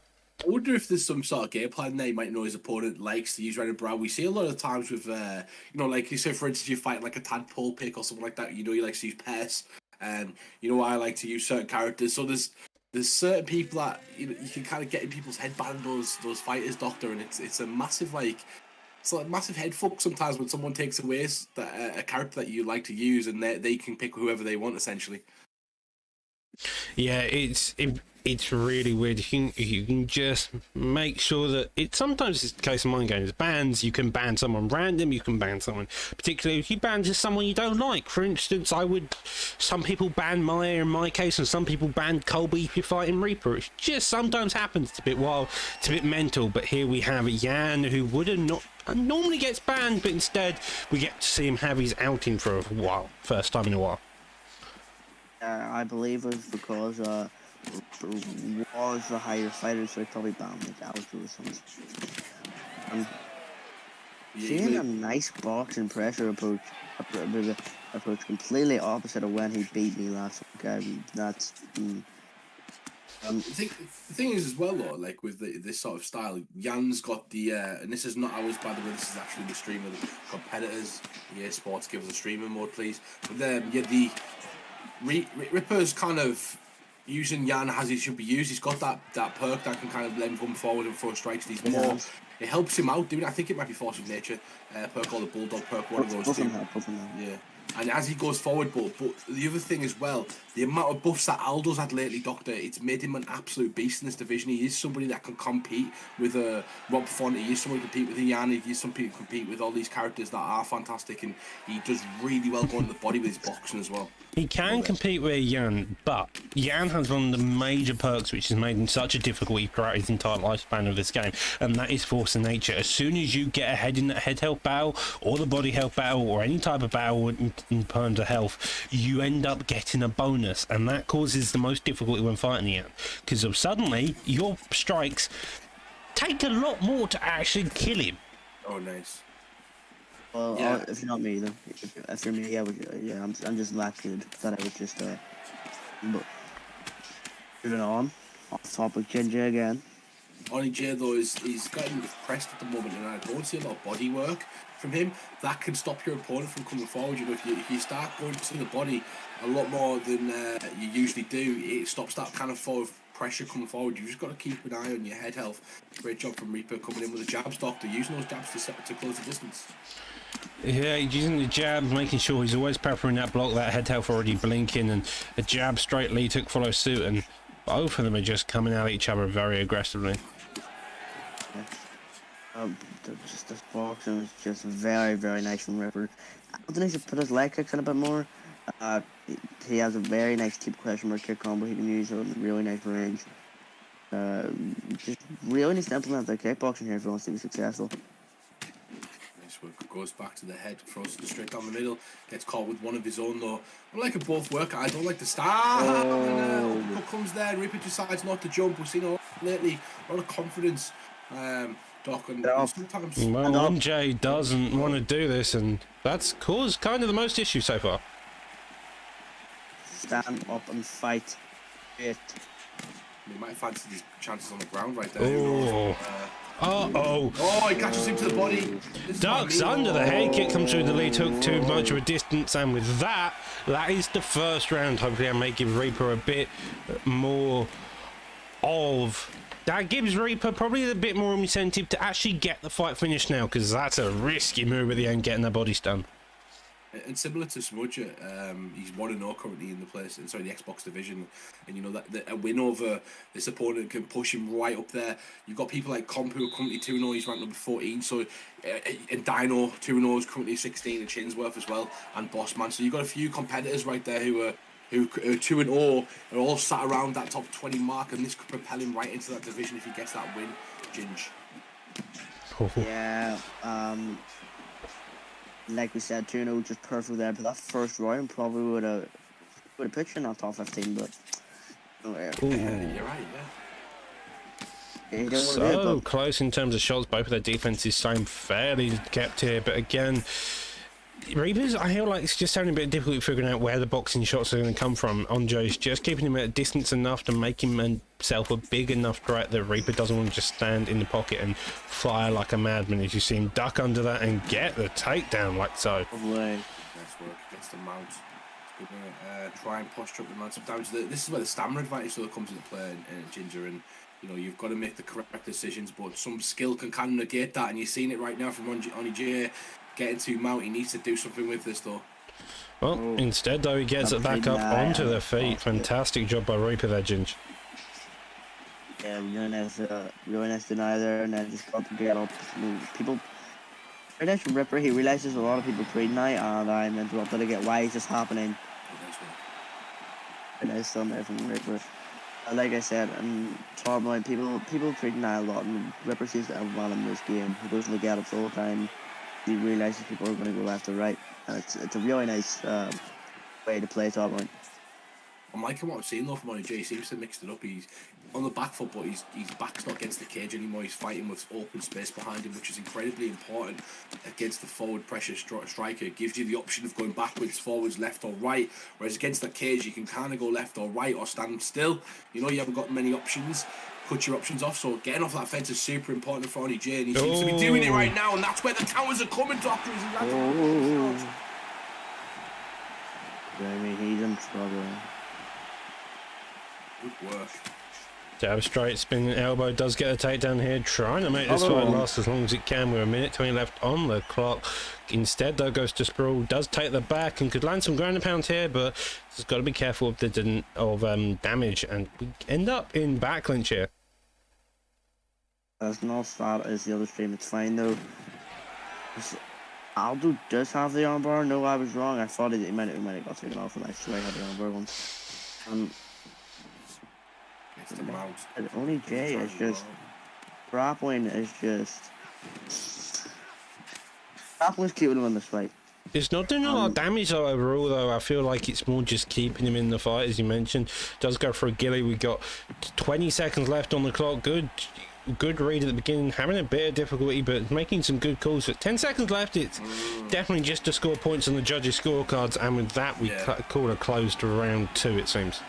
Good information as well. He's just gained a good amount of submission knowledge on his opponent right there. He did a good job of tracking the kind of bar, and he'll probably try and use that. Maybe if he gets an opportunity in the third round, that could be kind of cementing a submission. So good kind of decision for him there to try and not only close out the round in a dominant position, but gain some information going forward in the last round. This is a really important round at the moment, Ginge. It really is, because I would probably scroll that towards this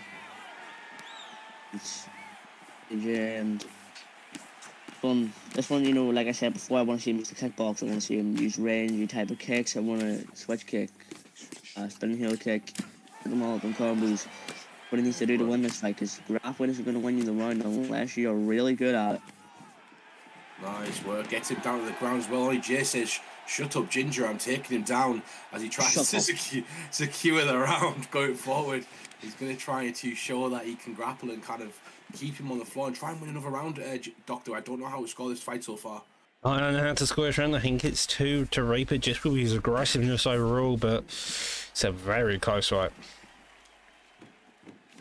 And balance there, and Oni J playing smart, which he is. If you really keep him on the ground, he's playing very strategic. He's not trying to go in for the knockout. He's trying to win just off pure instinct and fight IQ here. And there's a big stamina. I thought that Ripper was doing a good job with the stamina first and second kind of round. It seems like Oni J's kind of used that grappling to take some of that away, Doctor, and kind of neutralise that. It looks like he's ahead at the moment with the stamina battle. Yeah, he is. It was more just the amount of stuns and the amount of not bobble ahead of, but the amount of head movement he was doing during them. He got the body work and stuff. It's all contributed to it, just nice little taps as well. I think Oni J started to get a bit dominant here. Yeah, definitely. We were talking about ground game earlier on, Doctor, and He's doing a great job on the ground. Does go for the Kimura, but gets it denied.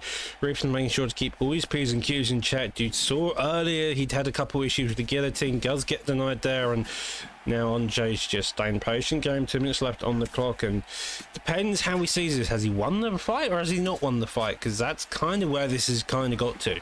You're in the last round, 2 minutes left on the ground. You keep it on the ground, you're most likely not going to be able to get a finish here. Just peppering away. It's 1 minute 40 seconds, so he's got to be confident. He's won another round. Maybe that second round he thinks he got that one out. I'm not quite sure. I can't remember all the knockdowns and all of the stuff. But Ripper getting back to his feet right now. He's going to have to stop him. Oh, that's big. That's big. Wow. Dangerous.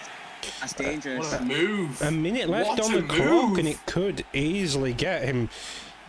More submission. This is close. This is really, really close. Wow, that was incredible. He pulled guard and went for the Kimura. I think he's got this. Behind the head. This is it. This is it. Ripper scrambling. Handens near the back. He's going to bring it closer to the shoulder blade to get the secure. Here it is. There it is right there. The tap comes from Ripper. And Oni J gets the win in the third round after some adversity, I would say, Ginger, especially that first round. I was only doing that third round here as well. And they come back and win, but that was amazing just to thought, okay, it's down, so let me bring it down, let me get this next, and let me tap him out to finish. That's going to be great in the ranking push there, though.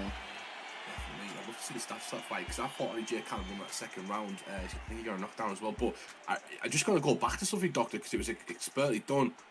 Oni J went for that submission attempt with the guillotine. Was it a guillotine? No, it was I can't remember exactly what submission it was. But he went for that submission attempt and he got some reads right there, didn't he? And that kind of must have helped him with his confidence, as we talked about at the end of that second round. Yeah, that's sometimes the way it goes. Making sure you're more confident is the way it can be, especially when you look at subs, especially overall. It's just about confidence building and then finding the right moment, especially when your opponent has that less stamina to really open up the opportunity. Ripper tried, he knew the threat there, he was staying patient, he was staying well composed, but sometimes that's the issue with a sub artist. If you stay on the ground for a prolonged period enough time, they're going to find something, and Anjay did.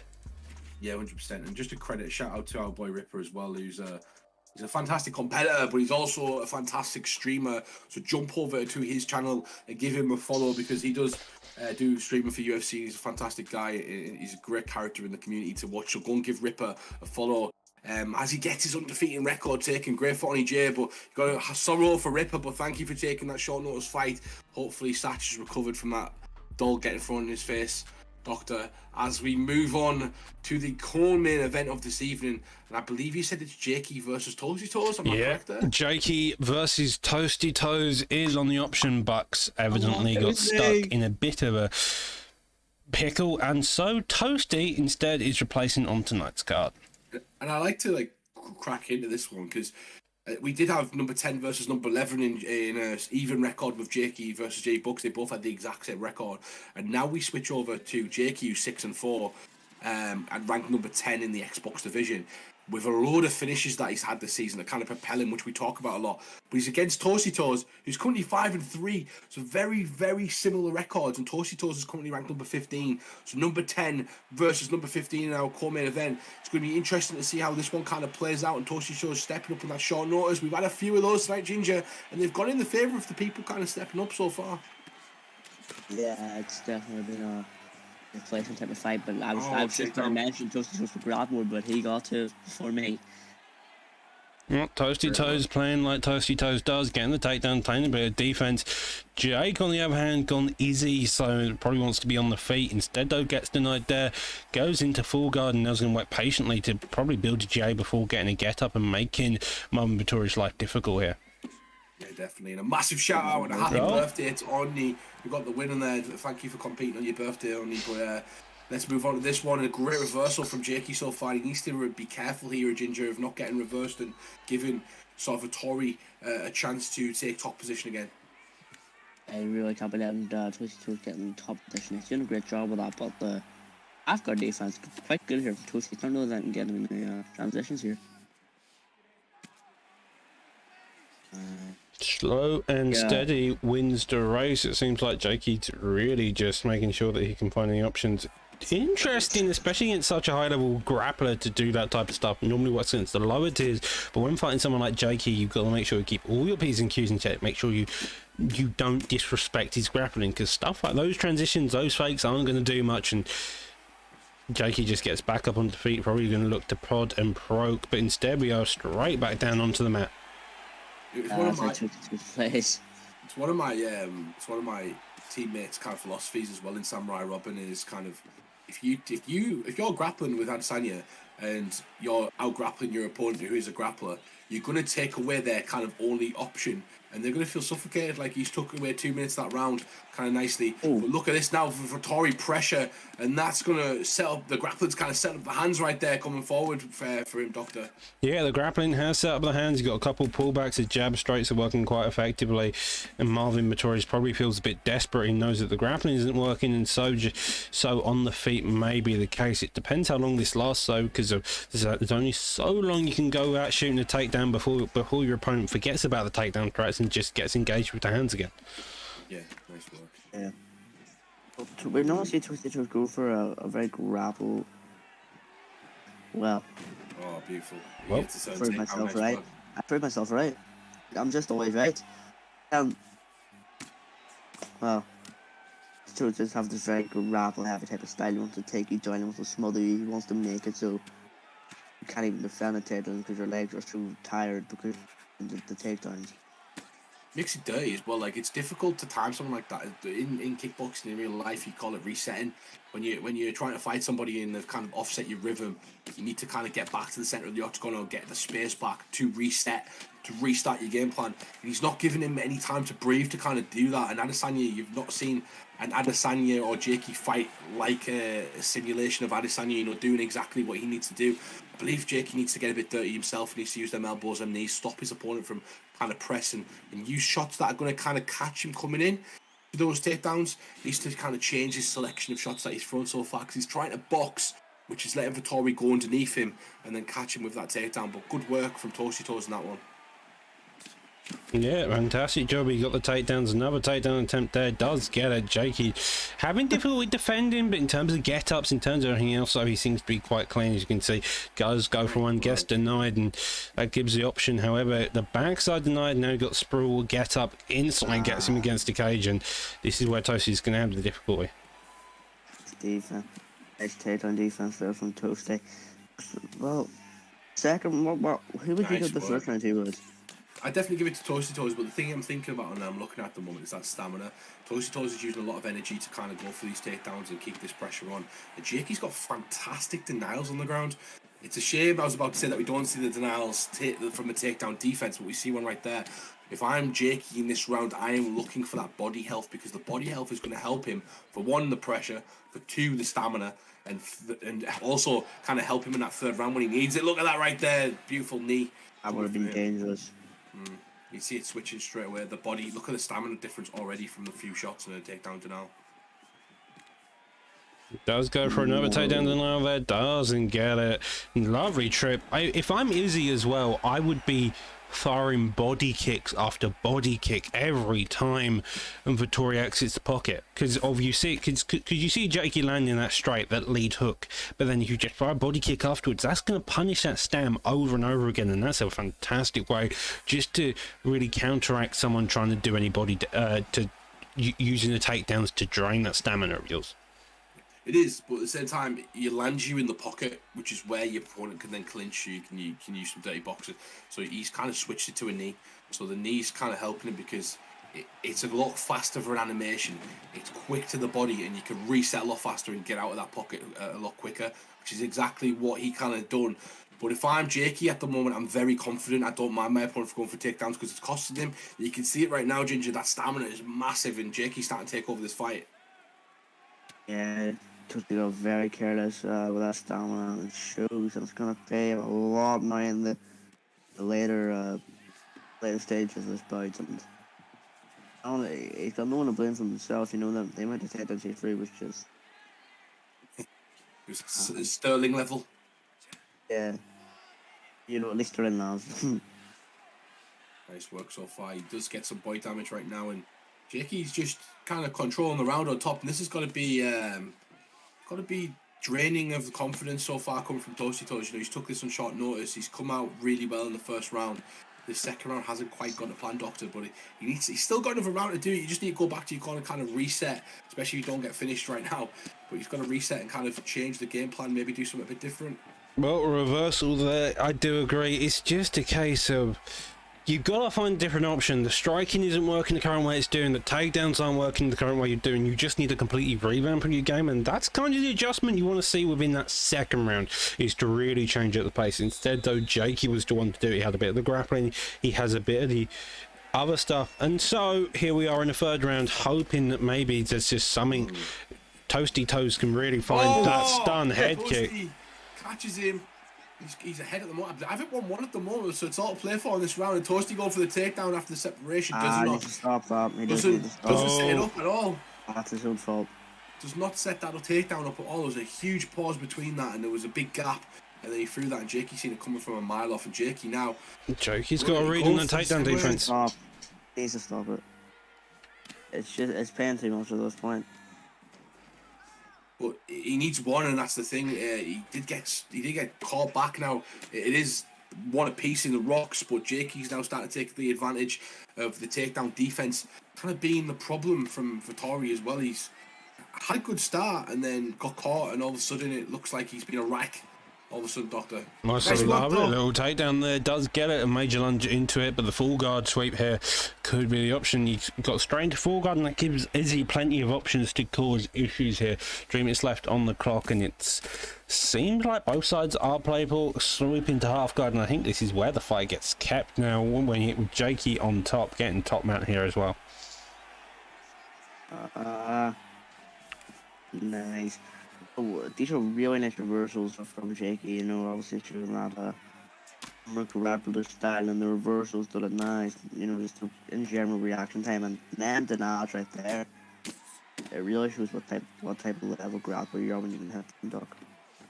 Yeah, it does for GA, and he's just managing his timing it right. Couple elbows, he knows when the GA pings up, then he gets to deny himself, although this time though, Vettori is able to stop the barrage of elbows. Dead's denied on the posture up there, and with 2 minutes left on the clock, gets a reversal.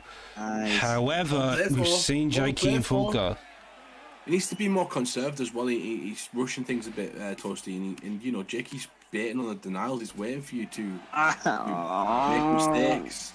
And that's exactly what he does right there. Jakey showing his veteran prowess and built up grappling advantage after a denial, and showed exactly how to kind of counter that. Great job from Jakey.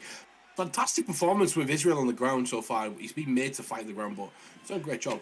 Yeah, he's having a fantastic job for him. Hasn't ugly little bit there. Does go for the straight there. Straight uppercut there as well. Clinch attempt, trying to get any type of finish here with 50 seconds left. But he's keeping his defense up high, keeping it clean, and this is yeah. I'll probably go for a head kick, and I'm guessing if there will be a knock in these last 30 seconds, it'll probably be from a head kick or a head kick, Doc. I'm impressed with how Toasty Toes has kind of stopped any sort of extra damage coming from Jakey, and he's landed his own damage as well, and he's had some moments in this round, so who knows how the judges are going to score this. We've seen crazier things happen. Oh, he gets caught. And the knockdown at the end, followed by a taunt.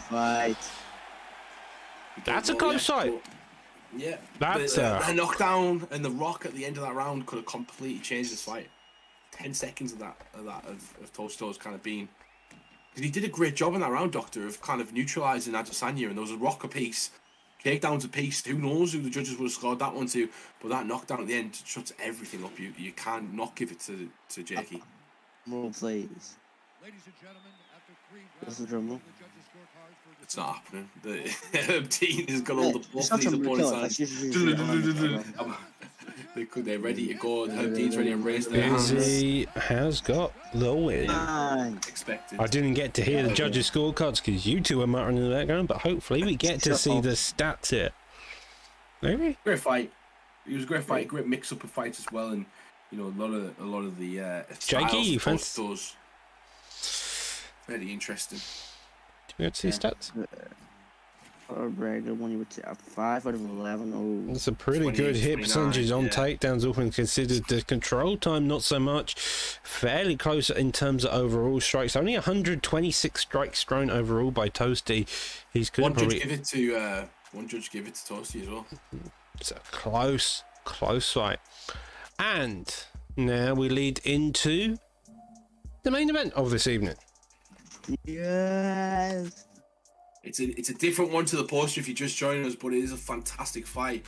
It is going to be he's an absolute beast there, Doc, in the division. Dirty Dave, he fought Fadinator in a fantastic fight where Fadinator kind of showed his prowess and came back. But Dirty Dave's always a top competitor, and I like his analytic style of how he kind of breaks down fights and all of the positions he breaks down. He's somebody who I've always had my eye on, of just being he's a great sort of, I like to say, strategic.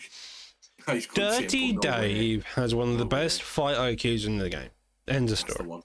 However, this man spends more time in practice mode than he does in real fights a lot of time. It's kind of nutty. It's kind of mental. Leaks, on the other hand, I would describe him as Bang Bang-esque. He has a very aggressive nature.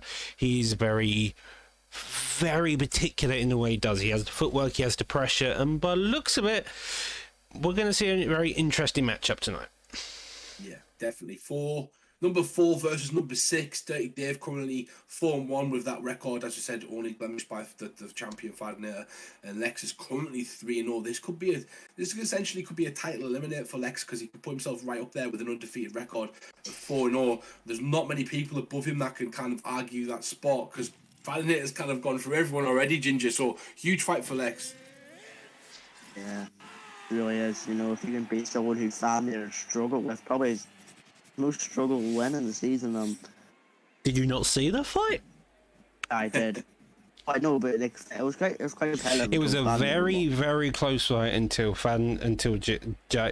Dave made one mistake and Fadinator clapped on it so hard that it ended with a very quick KO in the first round. Here we see Dave making a comeback with GSP himself fighting Leon Edwards. This should be a very interesting matchup here. Yeah, some people I actually rate Leon Edwards a lot like GSP. I don't think he has the same sort of overall game plan and style, but he does have the best elbows and clinch in the UFC, in my opinion. If you watch some of his highlights, there's some beautiful combinations he catches people with. You've got to be careful of that. Great takedown defense as well. And GSP can mix it up. He's got the kicks, he's got the wrestling, he's got a bit of everything. And 5-star GSP is much more reflecting of actual GSP as well, Doctor, which is what you need in this game. Yeah, 5-star GSP is he's got the chin, he's got the recovery, doesn't have the best kicks in the world, but Dave knows this, and it's Dave. His main pick is GSP. You ever see Dave, and that front kick there was fantastic. Bill him in the face. Timing. He's just taking pose now. You can't let grapple him. Come get first. Nice work. He gets him on the floor. Dave now on the back, and you don't want Dave on your back, Doctor. It's a suffocating sort of position. Yeah, it's a very suffocating position, and a position you've got to be so careful of here, and that is sometimes the way it goes. Sometimes it's just a case of you have to keep your defense up high, keep it up tight, just to make sure you don't get fucked over in these cases. Especially if you don't have good defense, it can sometimes lead to you getting unwanted damage, especially on the ground. Nice work, and he will be very patient. He looks for mistakes, very similar to Fadinator and a few other competitors. Like, he's somebody who looks for that one opportunity, and he'll try and bait you. Reminds me of a Damian Maia sort of character in his fighting style, Ginge, with Dave. I think Damian Maia is strictly reserved for the sloth person in the booth right now. Definitely with his type of style, grappler, likes of submissions, just to make you make the mistakes in transition. So yeah, you're bound on the spot there. And he just talk about how you should just being on the ground right now. And it's methodical, isn't it? That's the issue with Dave. He picks his shots. He doesn't overexert ever. He never gives you an opportunity of bad defense, and that's kind of his forte. He knows exactly how many strikes he can land off. He gets back up. Just get into now right there. Interesting to see how He gets away with this one. Beautiful work there from Leon Edwards, and that's expert grappling in this main event, Doctor. Dave knows when to stay active. He knows when to just be in pace, and there Leaks just got a slight bit ahead in Dave, and Dave just couldn't maintain it on the ground. Instead, though, we see him back on the feet. 30 seconds left on the clock, but I think Dave's got a stun. No stuns in the favour of Edwards, but Edwards is keeping that footwork. We have got to remember, though, I think GSP's got a slight bit more fluidity in the footwork, and thus is just having a bit better fun. These two are bringing a really technical fight, Ginger. It's going to be interesting to see when these two start opening up. But you seen the? I don't know if you've seen that, but the actual favour of the amount of wins had gone into Leaks the Great favour of 50-25, and it doesn't mean anything in any sort of competitive scene, because when they come up, the bright lights are shining. It's a lot more serious, and as you can see right now, I believe Dave might have got that first round, especially with the knockdowns that he had. Yeah, but I feel like, especially in league fights, that's where Dave stands. His type of style is just excels in the type of league fights where you don't need to worry about I'm going to get caught when I throw, and Dave's very composed when he throws. What he's going to throw, he's going to throw it, and when he's going to grapple, and then when he's going to grapple. It's just a perfect way to fight in a league fight. So close. He looks like he's having a very effective time here. It's just that GSP is making sure to always be just on the end of the punches, so it doesn't get the full damage. He can't get fully have a full follow-up, and that's what's really doing the biggest issue for Edwards here, is he's landing shots, but he isn't able to really follow up on a lot of them, and thus GSP is just having an easier time looking at those tips, getting the counters off, and just finding places for all of his key shots here. Work right now, and you can see Leaks kind of trying to get himself back into the fight. Great counter right there. Beautiful. Absolute spear from Dirty Dave, giving us wrestling fans a bit of action right there. Nice work from him. He takes him into side control in a great position. Now gets a crucifix. This is not where Leaks wants to be, Doctor. It says dangerous. Don't let him get these elbows off, or it could be very, very bad for Leaks. Deny there, a couple more elbow sort of suits, another one as well, and another one, and another deny. This could be it for Leaks if he isn't careful. Panicking. A couple more elbows land. That cut on the eye is not doing good. He's now fully gassed, as you can tell, and the elbows continue to rain.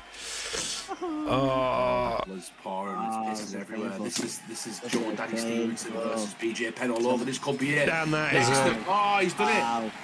Well played from Dirty Dave. That was fantastic, phenomenal performance from Dirty Dave. A real championship mentality right there, and a great win over somebody who has had a lot of adversity over, it seems. Yeah, a stun, a spear, and the crucifix just led to that one moment. That was a fantastic job by Dave. Condolences to Leaks, he looked fairly calm, composed, but Dave just turned out to be the better fighter and just couldn't get anything going. What a fantastic fight night we've had, Ginge. A great fight from absolute wars between Conor McGregor to this affect Mullins. And the main event, it's been a fun one.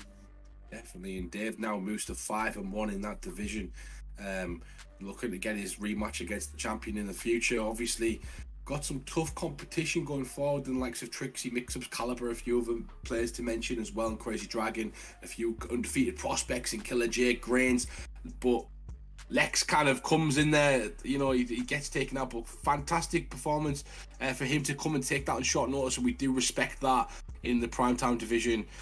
We get a lot of this, Doctor, and, you know, love people to show up every day, but unfortunately people have lives, and it does happen, you know. Yeah, it does Dollies happen. get thrown at people. Dollies get thrown through windows, dolls get thrown at people, people end up trying to chase cats, people get stuck up trees. It happens, it's the way it goes. It's kind of built in part with the primetime guarantee. You have massive fights, you have mental fights, you also have some particularly noteworthy fights. However, with that all being said and done, this is Fight Night 41 over and done. We will be back tomorrow at 3:30 Eastern, 8:30 BST for fighting for PT 55 with the main event of Trials War. That's the wrong one. No, That's right. 54. Yeah, Charles Wall Type versus 1 John. Kev L in the flyweight division with a co-main event of Trixie versus Mix-Ups. You also get to see Leaks try to win back his win in the main card. You also got a bunch of fights from the prelims in the main card as well. So stick around for that tomorrow. We'll be back same time as I said. But stick around for the raid at the end. I don't think I've missed anything, ladies and gentlemen. No, 100%. And I think we might be raiding. Are we raiding TMA Priestley? I haven't got a clue. We'll find out. Hopefully, we can raid my boy TMA Priestley. I don't know if Cyrus is listening, but this will be fantastic. Thank you for everyone coming along today. If you'd like to join Prime Time, we'll put the link in the chat one more time. You will get a fight. I'll do it. But this has been us. Jaden, anything? That was a great card. I just hope everyone enjoys the night. Thanks, Brent. Thanks, Brent. With Prime Time. And have a good night. Adios.